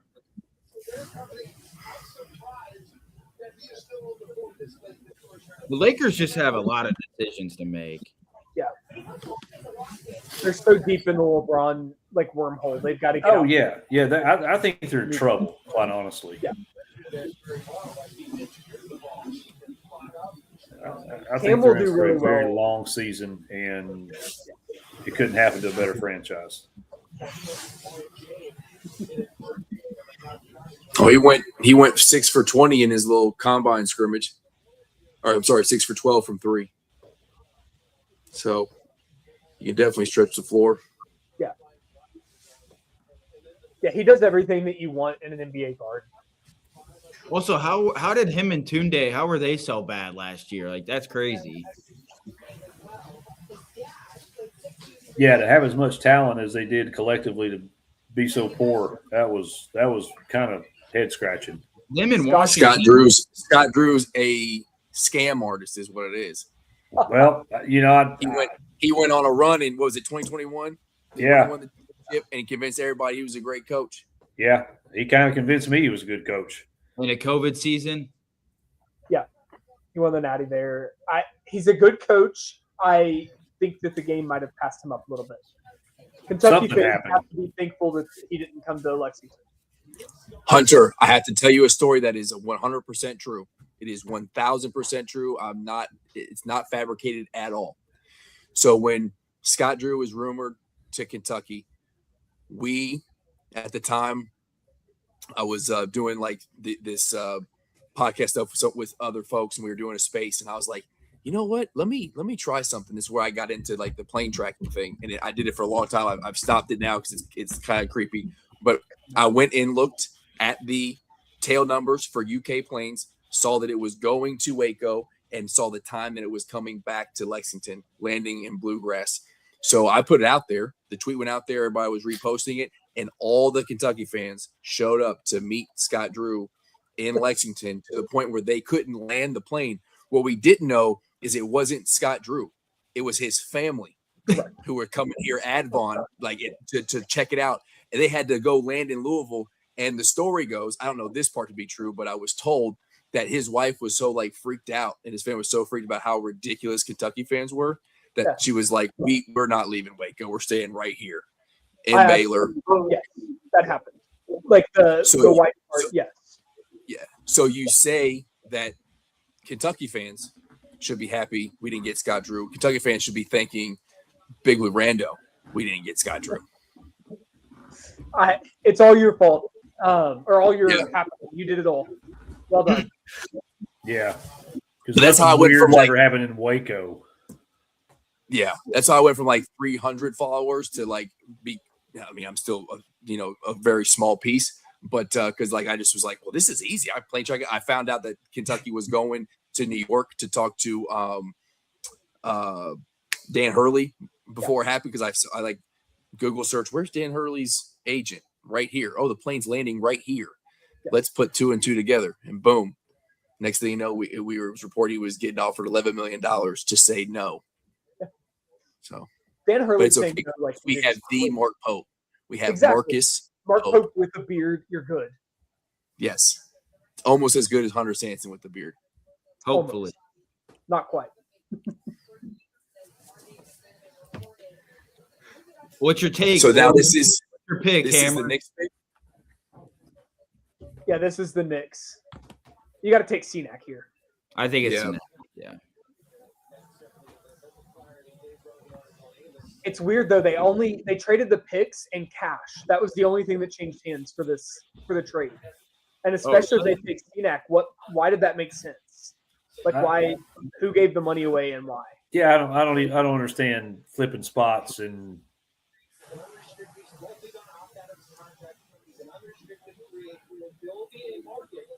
They're talking about the move now. I still don't understand. Yeah, they're talking about. Was it a couple grand difference in salary at that spot? I do not understand what just happened.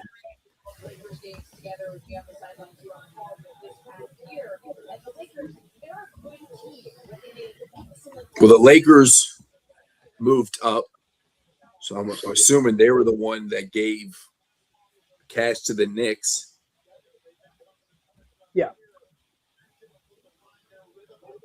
I don't know. If you give cash away, does it give you more money on your salary cap? I don't What do you give him? Like $10,000 or? Yeah, that's what I'm not coupons. Like what is the value here? All it said was cash considerations.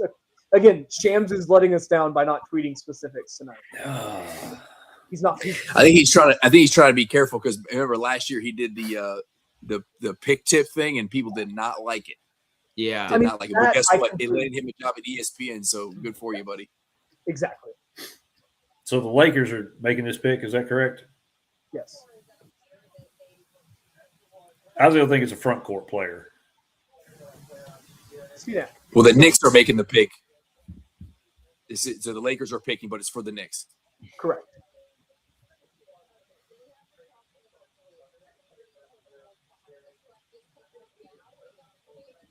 Here we go. It's in.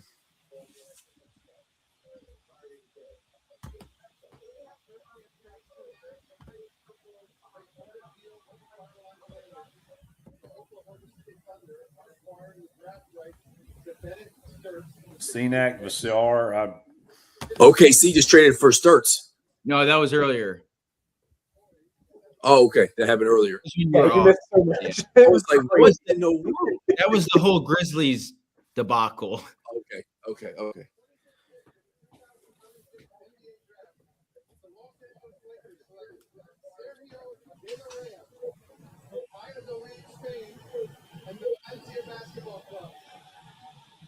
Sergio De La Rey, forward out of Spain, going to the New York Knickerbockers. Who? Sergio De La Rey. Was that Again, dude even- who? Y'all don't know who the hell that is. Quit acting like you just won the lottery or something. Yeah, It's on my was screen. Rodriguez. He is super athletic from what I'm learning right now. He's an excellent shooter. That's what they tell you on the screen. I like the black and orange basketball they play with. Pretty dope. But they say he's a forward, but then he was listed from his Spaniard days as a guard. So he's a good tweener right there. But this doesn't fix your Mitchell Robinson problem. No. Also, I didn't see this man in any mocks for the first round. Yeah, I never even heard of that dude. Why trade up? Or trade why make the trade to do this? Yeah, I saw him on a couple mocks in the first round. I didn't give it a lot of thought, to be quite honest. Yeah, somebody had him going to Minnesota. Somebody had him going to Dallas with the final pick. Let's see. That's crazy. So now, who's falling out of the second or into the second round? Isaiah Evans. Yeah, I think it's looking that way. I didn't understand him in the first round, anyways. Same. Especially the green room. Yes. That's gonna suck for him. He's got to sit there all night. Especially with no second round tonight, you're just stuck sitting there and then have the whole day. Sorry, Hammer. What's So up? could Koa Pete potentially fall out of the first round now? Because He should. I would agree he should. If you think Amit, or I think Amit should have come back, he absolutely should have come back to the NCAA. yeah, Oh, yeah. Cole Pete 100% should have. yeah. I mean, from before the combine, during the combine, it's a big possibility he falls into the second round.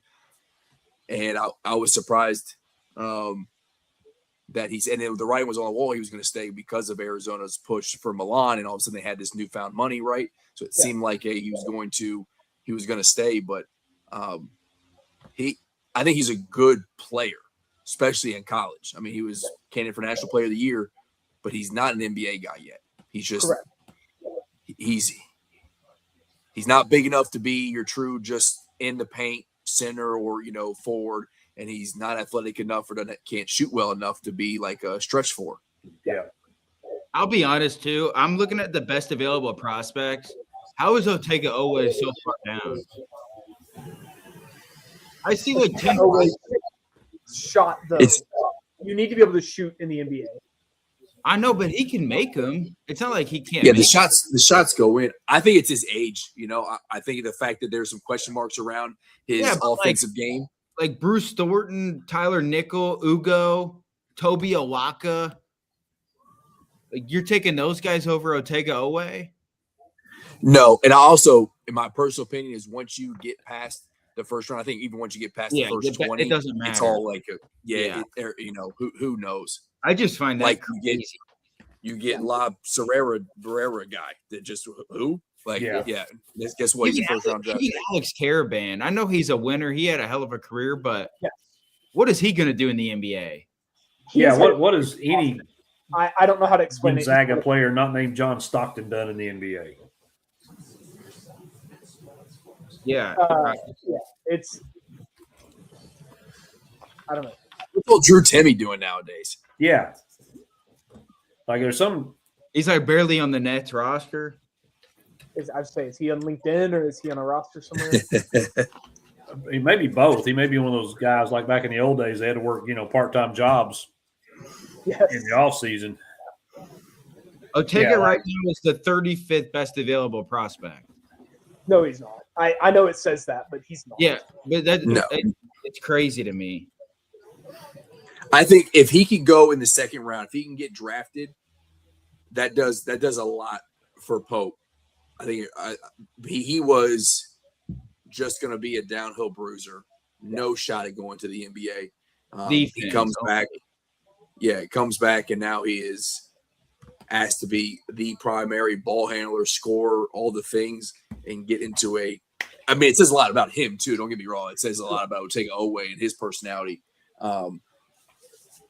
But I think a lot of that has to do with the basketball mind of Mark Pope. Nuggets. I think this is one extreme or the other. I think they get a guard or they get one of the two bigs that are left. I don't know who it was in the long sleeve shirt, but he's sitting there going like, "What?" He's giving them. What are we doing? That is not a draft room. That is simpatico at the moment. Yeah. Catherine clapping. He's like, "What the hell?" Yeah. They're like, dude, shut up. You're a janitor. You've got to take the best available, and that's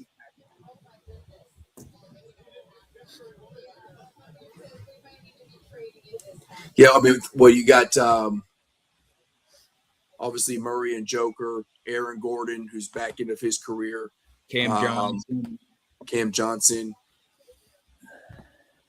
Josh Jefferson would be an interesting name here. Might be a little stretch, especially with like Cenac sitting there, but it's possible. Yeah. Or if Pete's going to go, this is a nice spot for Pete.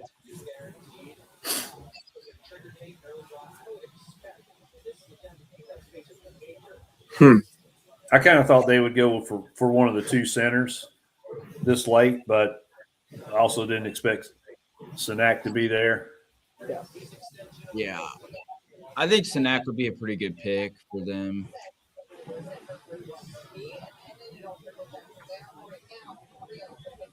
Nuggets could use like a good two as well. That's what I was thinking, but Malik Thomas is the Malik guy Thomas right now. would be the only one, right? Isaiah Evans and Malik Thomas are your two. I don't hate that though. If they take either of them, Terrence Reed Jr. There's your center, Hammer. Yep. that's crazy. He's a first round pick. I grew up playing with that kid. Really? Yeah. That's awesome. That's interesting. Over Vasar or some of the other guys that were left? Maybe just better fits for them, like Bruiser. I like Reed better than Vassar, honestly. But for the Nuggets, I do, but I just don't know enough about the Nuggets. I just think they need somebody to take some minutes off of Jokic. And Reed's a winner, and he's going to help protect the rim. So, I mean, Yeah. it makes And- sense. And he He's a gamer too. He's double tough. He's not afraid to initiate or take contact. Yeah. He's aggressive on the boards. I like his game. I was pretty impressed with him at UConn. I was too. I've watched him for way too much. Just bully Xavier. That being said, he's going to San Antonio. Who is? Denver just traded that pick, so Reed, to San Antonio for the 35th and 2 future second-round picks. They just went and drafted JQ. And now they have Reed. JQ's 6'9". You could play him at power forward. That's what I was saying. 6'9", and you can play him at power forward. So You can. We were just talking about With Wimby. they're not the same. Not the same. Yeah. Okay. So, but really, yeah, he's playing the 4, but he's stuck in the paint. So Yeah. like, Wemby's actually your 4, and JQ would be the 5. it just gives you the opposite of what Wimby's. But I gonna mean, do. to be fair, they have Bismack Biyombo. Bismack Biyombo, He's headed to the Spurs. Okay, I see now. right? And then Spurs had Bit. Is that how you say his name? Beyond, yeah, Bismack Bismack. Biyombo? Yeah, Bismack Biyombo. They had Olenek and their other center who got minutes from Wemby, but got absolutely exposed. The white dude. I'm blanking on his name right now. But that was your centers behind Wemby. So if they did have a position of need, it was some depth at that 5 spot. And especially with OKC getting Mara, you needed something like that. It's a knee-jerk straight after that too. It makes sense. Yeah, and Bismack and Olenek can just pick up their stuff and leave at this point. Like, sorry guys, there's no room for you. I don't think Olenek played much at all in the finals. I'm surprised he's even still in the league. Same. And Biyombo's already there as well in age. What's Boston doing here? I have no idea. I had Okori going to him, but Okori's long gone at this point. So Would Pete make sense here with the Jaylen Brown saga? Or do you think they would go like Isaiah Evans? don't they need a big? I feel like I heard somebody say they needed a big at one point. Yeah, they need a 5. Vsar would be a good pick. Vsar's their pick. Yeah. Okay. I was thinking backcourt, but Well, I think it depends if you're trying to move Jaylen Brown. But at this point in the draft, there's no Jaylen Brown replacement here. Who's the backcourt? no, I though? agree with that 100%. There is no replacement for him, and I think they screwed the pooch pretty royally with the way everything got handled. I just don't know how you repair that relationship with Jaylen Brown. They tried to trade him like 5 times. Yeah, I think a trade is inevitable at this point. I mean, it might stroke your ego a touch to know that you were being offered for a 2-time MVP, 10-time All-Star, but I think at some point you get just over the whole, well, are you trading me or not thing. Yeah. So I think that'll be our next big trade package will involve Jaylen Brown. Yeah, but he wants his own team too, so let him go have that. Send him to Memphis. Get Ja. I think you're gonna see Vsar or Sinak here. Yeah, I would agree. One of those. Vsar would be better. Vsar for the Celtics would be better. But they already have Amari Williams, so they got the big for the future, obviously. Exactly right. Maybe Jokic. I don't know. They're zoned in on Sinak or not. Yeah. Sinak right now. Nolan And Pass. I like Sinak. I thought he was a force. Same. And coming from Houston, that Shoot, difference man, is yeah. huge. Yeah. Yeah.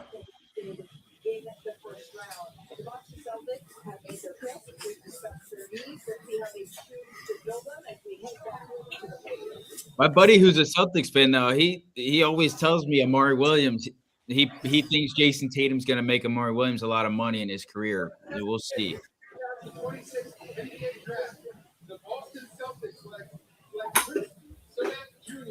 There it is. Sinak. That's a solid pick. If I was them, I would have rather have Vsar probably. but I don't think you could go wrong with Sinek either. Yeah. You had two options, and it was just get one of the two, and Yeah. nobody's gonna hate you for it. Yeah. Yeah. I mean, so those 6'11", it's like they're big guys. They'll be fine. Oh yeah. And just the coaching that he got at Houston, his work ethic, I think it's a good fit. Yeah. Do you think age- Isaiah Evans could possibly fall into the Grizzlies' lap in Where the do they second at? round? Yes. Where are they at the second round? It's a good question. I was just connecting the dots here. Oh, you mean Boozer and Evans? Yeah, they pick second pick in the second round. Very possible. And you would assume they'd be going for a guard at that pick I as would- well, since they've got yeah. two forwards. Yeah, I would think. Hey, so. what does he's obviously he's not the same player athletically at all or offensively, but you just trade away Julius Randle in Minnesota. I've been saying Koa Pete is a second round pick, but who do they have in that 4 spot in Minnesota right now? Nas Reed. Yeah, Good. He's good. no, I like Nas. Yeah. He can shoot the piss out of the He ball. can shoot. Nas He Reed can. and Rudy Gobert, but Koa wouldn't be bad. Also, Visar wouldn't be a bad pick for them either. Both could be developed. I mean, I think Pete would be a little bit better personally. Just you could let him develop a little bit behind Nas and kind of come into his own. Yeah. The Timberwolves got to start making good moves, though, or Anthony Edwards is going to demand a trade at some point because he's not going to keep putting up with this stuff. You traded Yeah. Cat obviously for Randall. Randall only lasted 2 years there. Oh wait, this pick's going to. Was this part of the trade last night? Yes. Yeah, So this this is is Brooklyn. Okay, so this is Brooklyn's pick. Oh Lord. So it most certainly isn't Koa Pete. Ooh. Brooklyn Dig needs a little bit deeper into my repertoire. yeah. so Brooklyn already has Michael. I got him taking a They lost front Nick- court player. They lost Nick Claxton, didn't they? Yeah, He was in the deal. They need a 5. you got to take Yeah. those out of him. Yeah, I got him definitely taking a front court player. I thought this was a possible spot for Reed to land, but obviously he's gone. So if they start being there, I think it's the pick.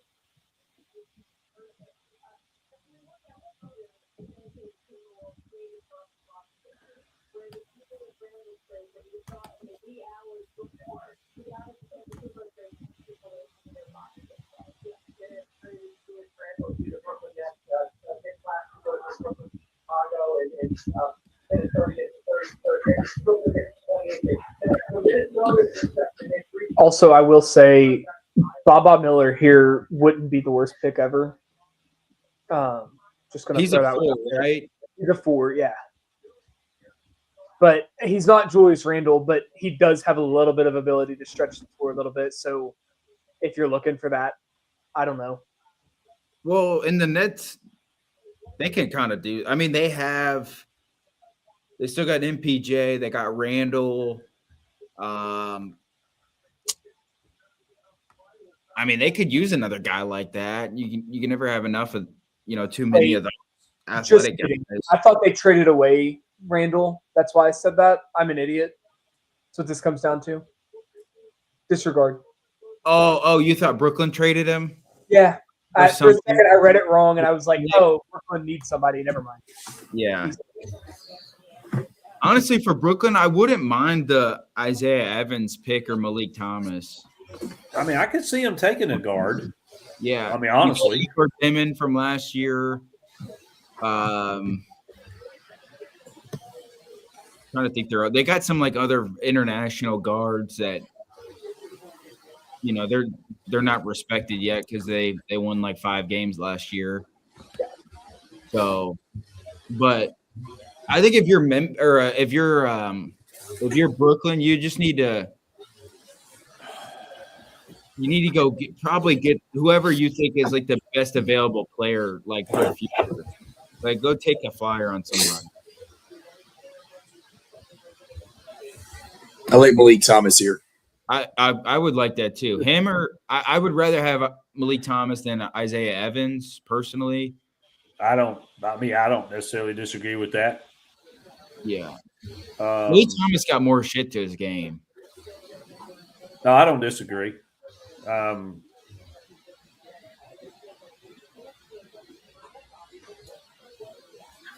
think it should be Isaiah Evans, Visar, Malik Thomas. One of those three. If not, I don't know what they're doing. You think Joshua Jefferson would entertain them in any way, shape, or form? I mean, and I'm not suggesting that's who they should take. I'm throwing it out there because we really haven't talked about him much. I don't know. He's a little bit of a wild card because of the injury, but he was supposed to be first round talent before he got hurt. They pick again at 33. Could they try to wait for him at 33? Good, very well could. Because he should be there, right, in the second round. Sacramento at 34. Nobody should take him at this point. Yeah, or Sacramento at 34. Like that would be a great fit for him too. Yeah, him and Sabonis, Acuff. Had Minnesota held the pick, probably would have been a good fit there. Yeah, could play 3 or possibly 4. Yeah, and not have to be like anything special either, because they already got talent. Yeah, absolutely. I read something today too that it didn't come right out and say it, but it sort of suggested and implied that Anthony Edwards was kind of the guy that got the trade to happen. Oh. Yeah, to move Randall. So I don't know if they didn't jive or if Randall plays a lot of ISO and that kind of took away from, he does. Ant-Man's food bowl. He gets ton of that high hammer. Crystal ball, dude. Joshua Jefferson. Wow. They must have not thought he was going to fall in the second round.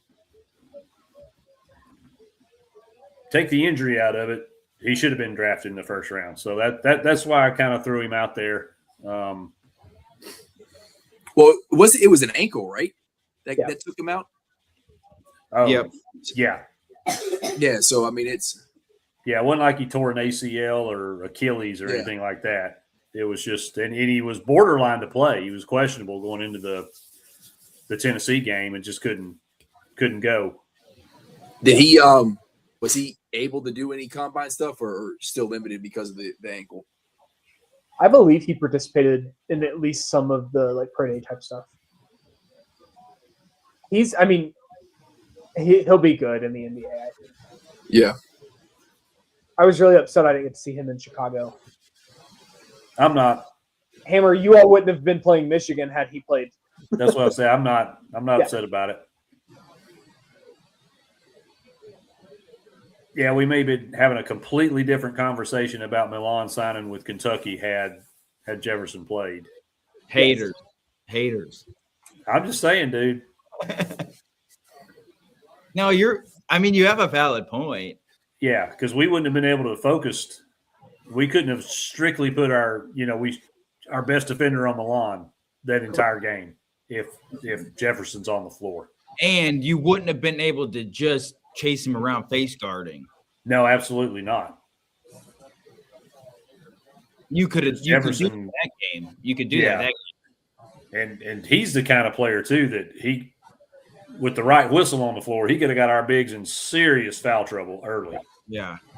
So, yeah. I'm thinking 3 minutes between picks for these guys. It's too much.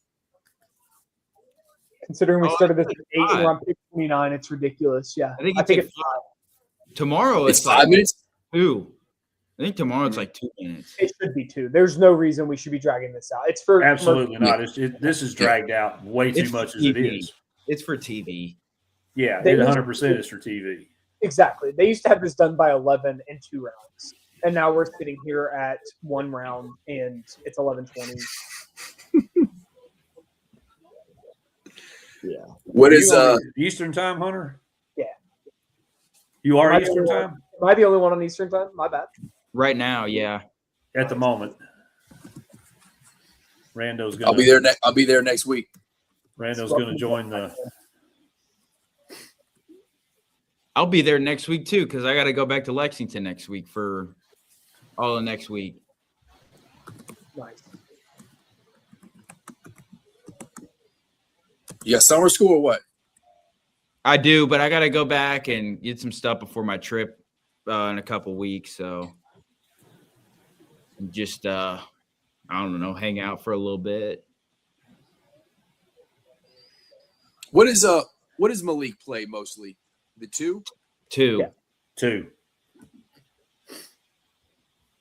So Cleveland's got James Harden, Donovan Mitchell, obviously, and then after that it's Max Strus, Dennis Evan Schroeder, Mobley. Sam and- Merrill, who is a sniper from 3, but Yeah. I'm I telling don't you, even know what their Cleveland. backcourt.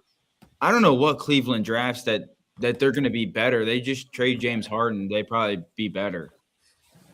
I still think they should work up a package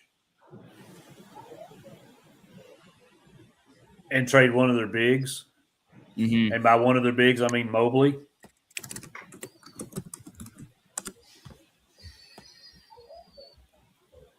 Because they got Evan Mobley and Jared Allen, right?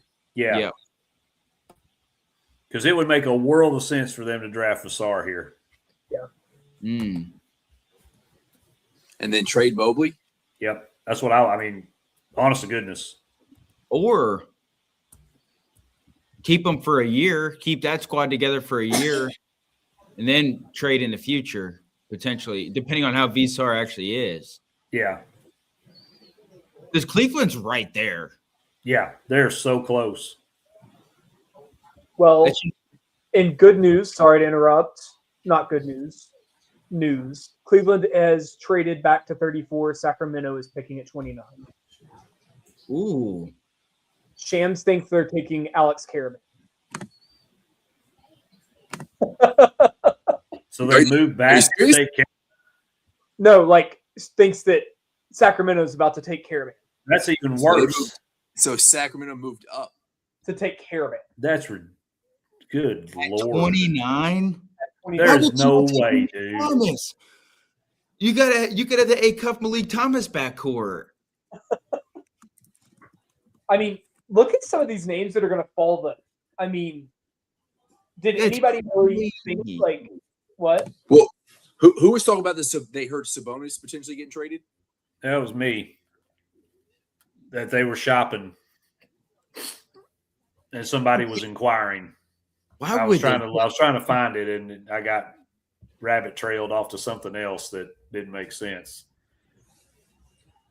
But I heard through a Vegas source that Sabonis could be in play, even in this draft. Could possibly It's be in play. Sabonis, Raynaud, however you say his name, and who else do they have? Malik Monk? No. I'm just saying at that center spot or Oh. their front court. Sabonis and Raynaud, however you say his name. Oh, they got like DeRozan. I mean, he kind of plays the 4. Yeah. I guess they wouldn't take Malik Thomas because they still have Zach LaVine. Precious Achua, whatever you said. Oh, yeah. Achua. Achua. I thought that's what it was, but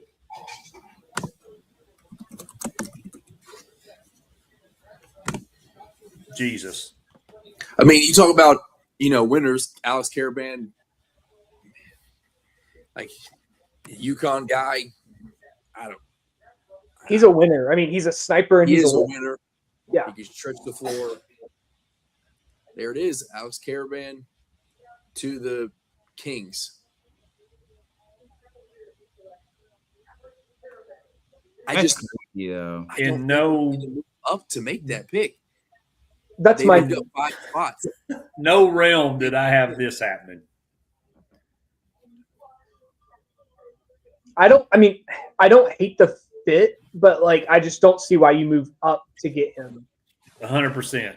Is there somebody that was going to take him? I mean, was Dusty May looking at him at 30 or something? I don't know. Like, it just doesn't make sense. No, I don't know why you give up capital to move up. to take. So here we go. Dusty May's second first-round pick as head coach. While we're waiting on this, is there any truth to the X rumors going around that he dipped because there's some shady portal stuff going on, that he might be the next Harbaugh, where he just left because you don't think there's any truth to it? I haven't seen anything to verify that, but I've seen a lot of it. It's I've out seen there. a lot It's of out there. spreading things. I don't think there's any truth to it. Everybody's tampering. Every agent is calling every program. Like, if you don't think that Kentucky hasn't checked in and Tennessee hasn't checked in on every single Michigan player right now, you're like, it's happening. Oh, It's- sure. For sure. There's tampering everywhere. I don't think Michigan's doing anything under, like, crazy under. The only thing Yeah. when I saw that, the first thing I thought about was I guess if you want to give money, you can give money. It was an unprecedented deal for Yaxel to receive cash before going to the draft, essentially like guaranteed money. Just hey dog, here's some money. If you go to the league, great. If you don't, you're coming to Michigan, right? That seemed weird. But I guess again, if a donor's willing to give $1 million allegedly to a dude to be like, hey man, would be great for you to come to Michigan, but if you don't, enjoy the league. It's like it seemed weird, but when that popped up, it's like, man, but it is easy to pick on Michigan right now, right? Yeah. Throw more Harbaugh. It's very easy to It be makes like, sense. let's go on. Exactly. And if it's going to happen anywhere, I wouldn't be shocked. But Dusty May, I would be shocked if it's happening to Dusty May.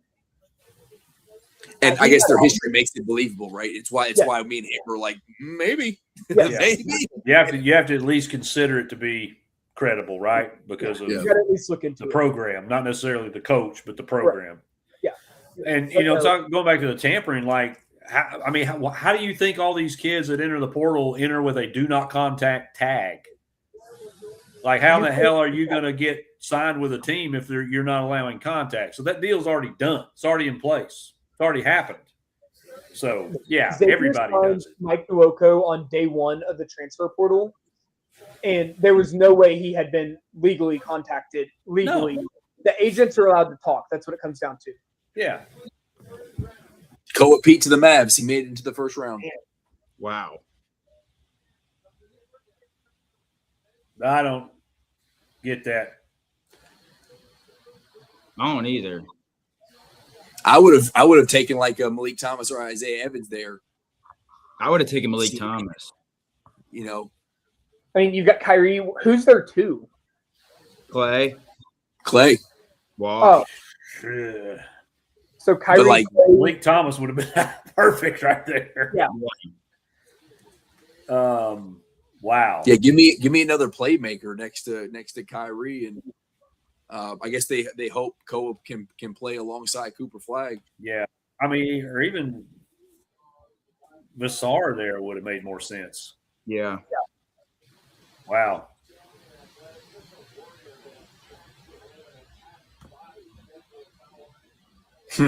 I don't know. Two questionable picks, I will say, by first time NBA head coach Yeah, that Dusty May. I mean, Two Maybe. fours, too. He took 2 4s. yeah, he'll play Morez at the 5. Yeah. But And Koa's only 6'7", so I mean, he could back up Coop at the 3. Is he But he good can't- enough ball handler and shooter to be a 3 though? He's got a lot of development left in him. He can shoot. He just needs to develop with the ball. Hunter, you were talking about Baba, I think, as maybe that was Hammer. Or is- That's Hunter's boy. Yeah.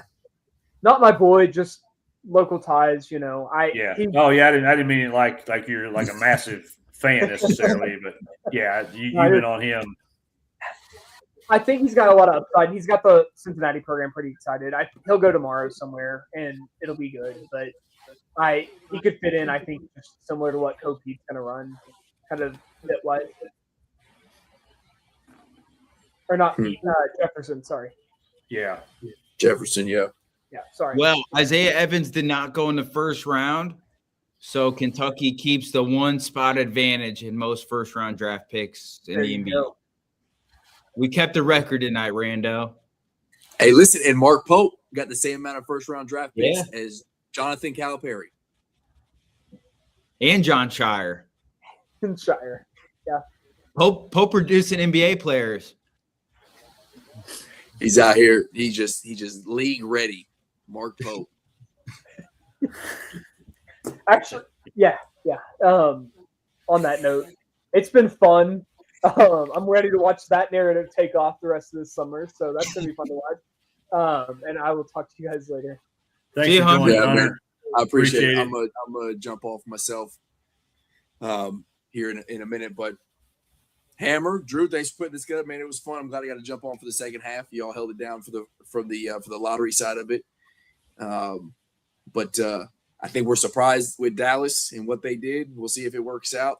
Mm-hmm. I imagine this was Dusty May's plan. He had to have pitched this to them before getting hired, right? So he sold somebody on it, whether even though it's not us. Hammer, who won this thing in the first round, you think? Oklahoma City, without question. I agree. Memphis gets an honorable mention because they're out there collecting draft picks like infinity stones. But with one pick, Oklahoma City absolutely put themselves back into, I feel like, the driver's seat in the West. Drew, what do you think? Yeah, I'm going to go with Oklahoma City too. I truly think if they could have picked one person in this draft to help them out, short term and long term, Ade Mara was that pick and they got it. But also, I think a couple other teams. I think Milwaukee, they lost a lot in the last 24 hours, but I think they've done a really good job. I think they got a ton in that trade. Tyler Hero, Kala Ware, Jaime Jaquez, Kasparis Yakachonis, 2 draft picks. I think they drafted extremely well tonight. Braden Burries, Nate Ament. I think fantastic combination of draft picks right there. And that's not Homer. That's not Homer. I'm a big Burries fan. Not just for short term, also long term. Both of those guys can project to be really good pros. I think they got a little squad, and we'll see if they're done yet. Obviously free agency still coming, second round still coming tomorrow night. But I think as well, the teams that picked in the top 4, Washington, Utah, Memphis, Chicago, I think they all 4, it was chalky. It was what everybody thought was going to happen with the draft, but I think they all got better tonight, which is unique in a draft because usually there's some busts. I don't see any 4 of those guys being bust. I think at the worst, they're all just like really good role players because they're all unique. They're all, ultra talented, ultra versatile. I think a lot of teams got better tonight, really. A team doesn't really stand out as far as like in the world was that? Maybe the Knicks. And part of that is because we have no idea who the hell they drafted. Well, that's a little, that's a little like worrisome, but maybe that kid turns out to be great. I mean, regardless, they just won the first championship in 30-something years, so who cares? I think Oklahoma City did a great job. And to me, I think second is Milwaukee, not just for tonight, but I think the last 24 hours. You lose Giannis, you feel gutted, but if you're a Bucks fan, if you're in the organization, how do you not sit here right now and say like, okay, we lost our guy, we lost our superstar, we had to trade him, but I don't think Milwaukee's going to go down this treacherous rebuild like we've seen from Sacramento the last few years, like we've seen from Utah. Like we're potentially going to see in Memphis, like we've seen in Washington. I think Milwaukee's in a pretty good spot. So credit to them for losing their superstar, but still kind of, staying at a decent level in the NBA, and maybe they even get better. Yeah, I think I'll go. I think Brooklyn, they did very well. Mikal Brown, if, Joshua Jefferson was a big name, early first rounder, maybe the injury, ankle pulled him back, but the best player on a great Iowa State team last year. And I'll put the Spurs next, where if JQ and Reed are a thing and they bolster that center spot and they can let Wemby kind of be more free range, and you can't just let somebody, the 5 or a cat bully him. He has to focus on somebody else. I think that's big too. So I 100% agree. I think OKC, great. They're easy first. If I have to go, a close second for me, it would be Brooklyn and the Spurs. Yeah, I agree. The Thunder had one job in this draft, and that was to get somebody that would help them beat the Spurs. They did. They accomplished that. And they didn't have to work for it. It fell to them. They fell right to it. I'm still sitting here shocked that the other 11 teams in front of them let that happen. How do you let the defending champ with 2 lottery picks take exactly who they need? And it's insane. The whole league knows who Sam Presti is. Like, he is the best general manager in the league right now. Yeah, he's bad. I get that, but he didn't do shit to get this pick. That's what I'm saying, but they didn't make it hard for him. They just here's the end of the test, dude. Here you go. We're just gonna make your life easy. It's like Howie Roseman in the NFL. The guy just doesn't miss, and it's crazy. But I think that automatically elevates OKC back to the top. It's a two-headed race right now. Yeah, I was going to say another sleeper for me though is Charlotte. I mean, they're a team that they lost in the play-in last year.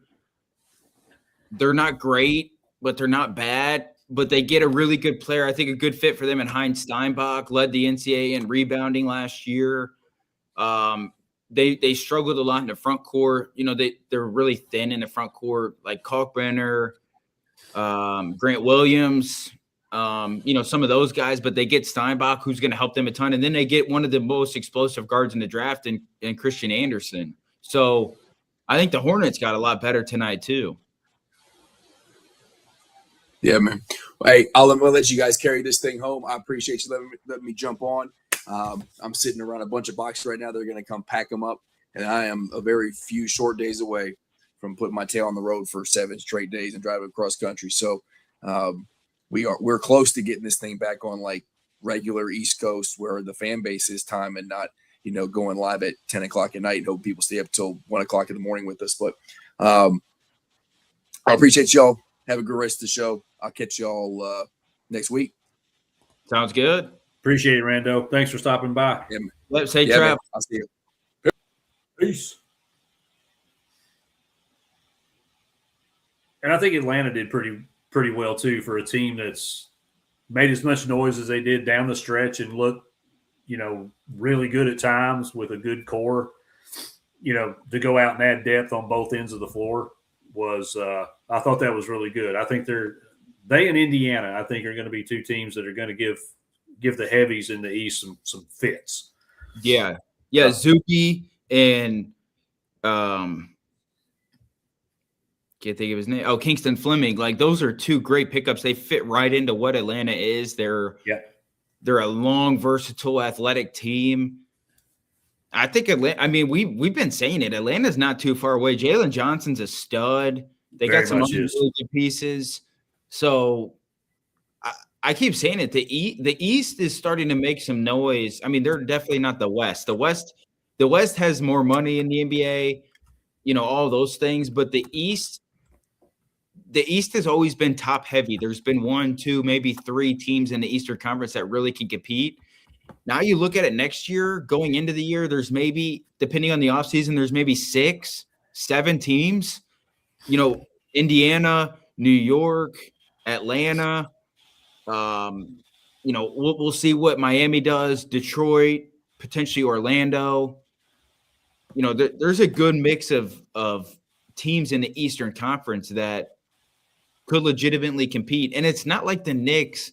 I know they just won the championship, but it wasn't like the Knicks are not in the spot of like the Thunder where they're just set up for like 5 to 10 years and they're just loaded. Right.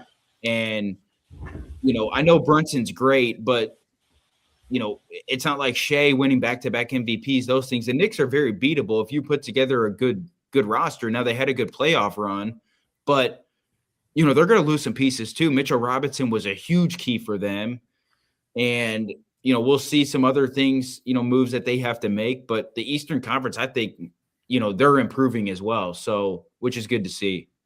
Yeah, 100%. And when you think about it too, because we talked about it on some other shows, I mean, the Knicks did things that we haven't seen done, right? Yeah. It took a historic run of playoff success for them to win all those games in very close fashion, except I think game 2 was 10 points. Otherwise, both of these teams could have went either way.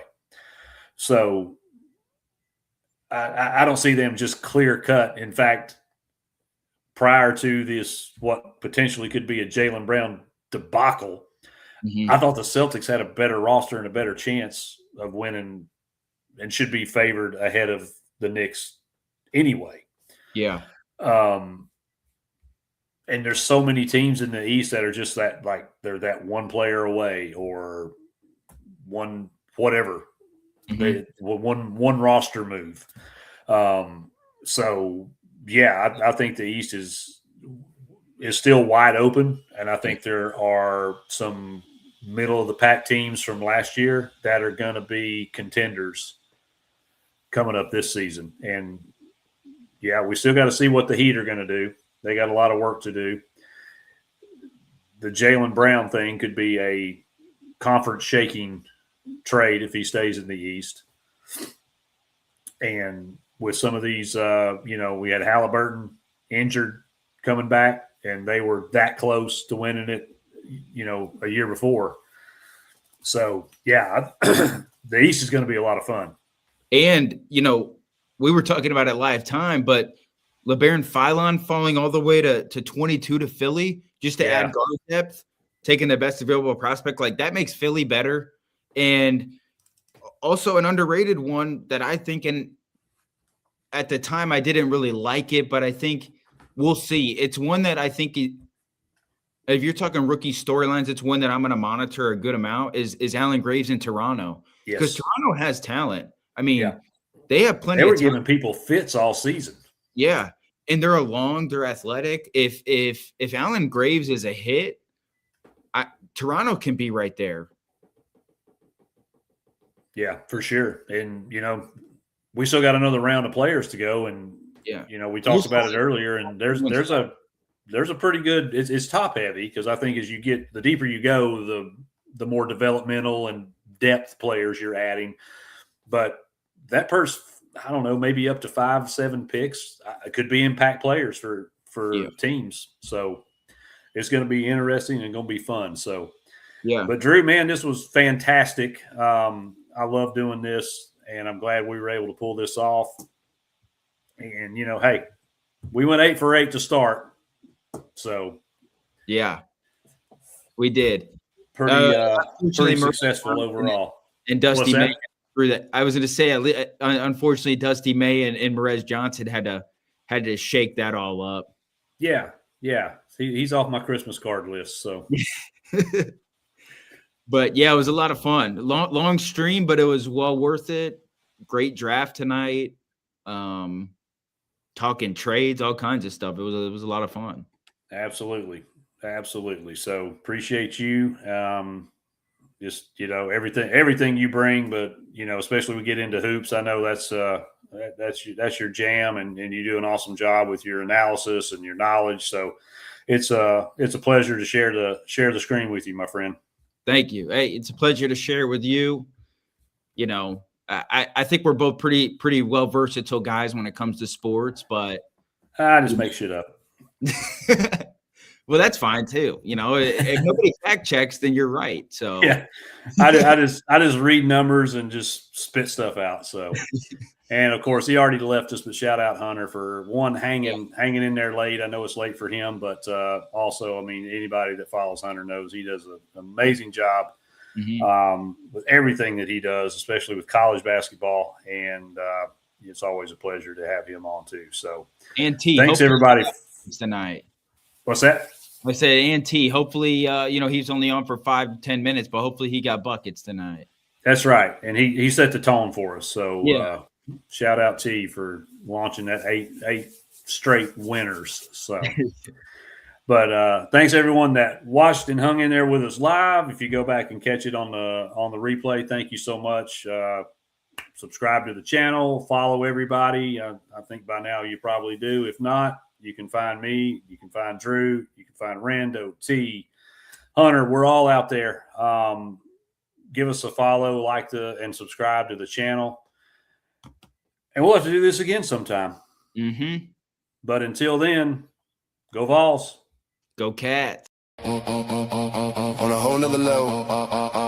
Let's get it. Run it up. Check the scope. Money talk, money more. Yeah. Main crew say they weed it. Kicking down the door. Run it up.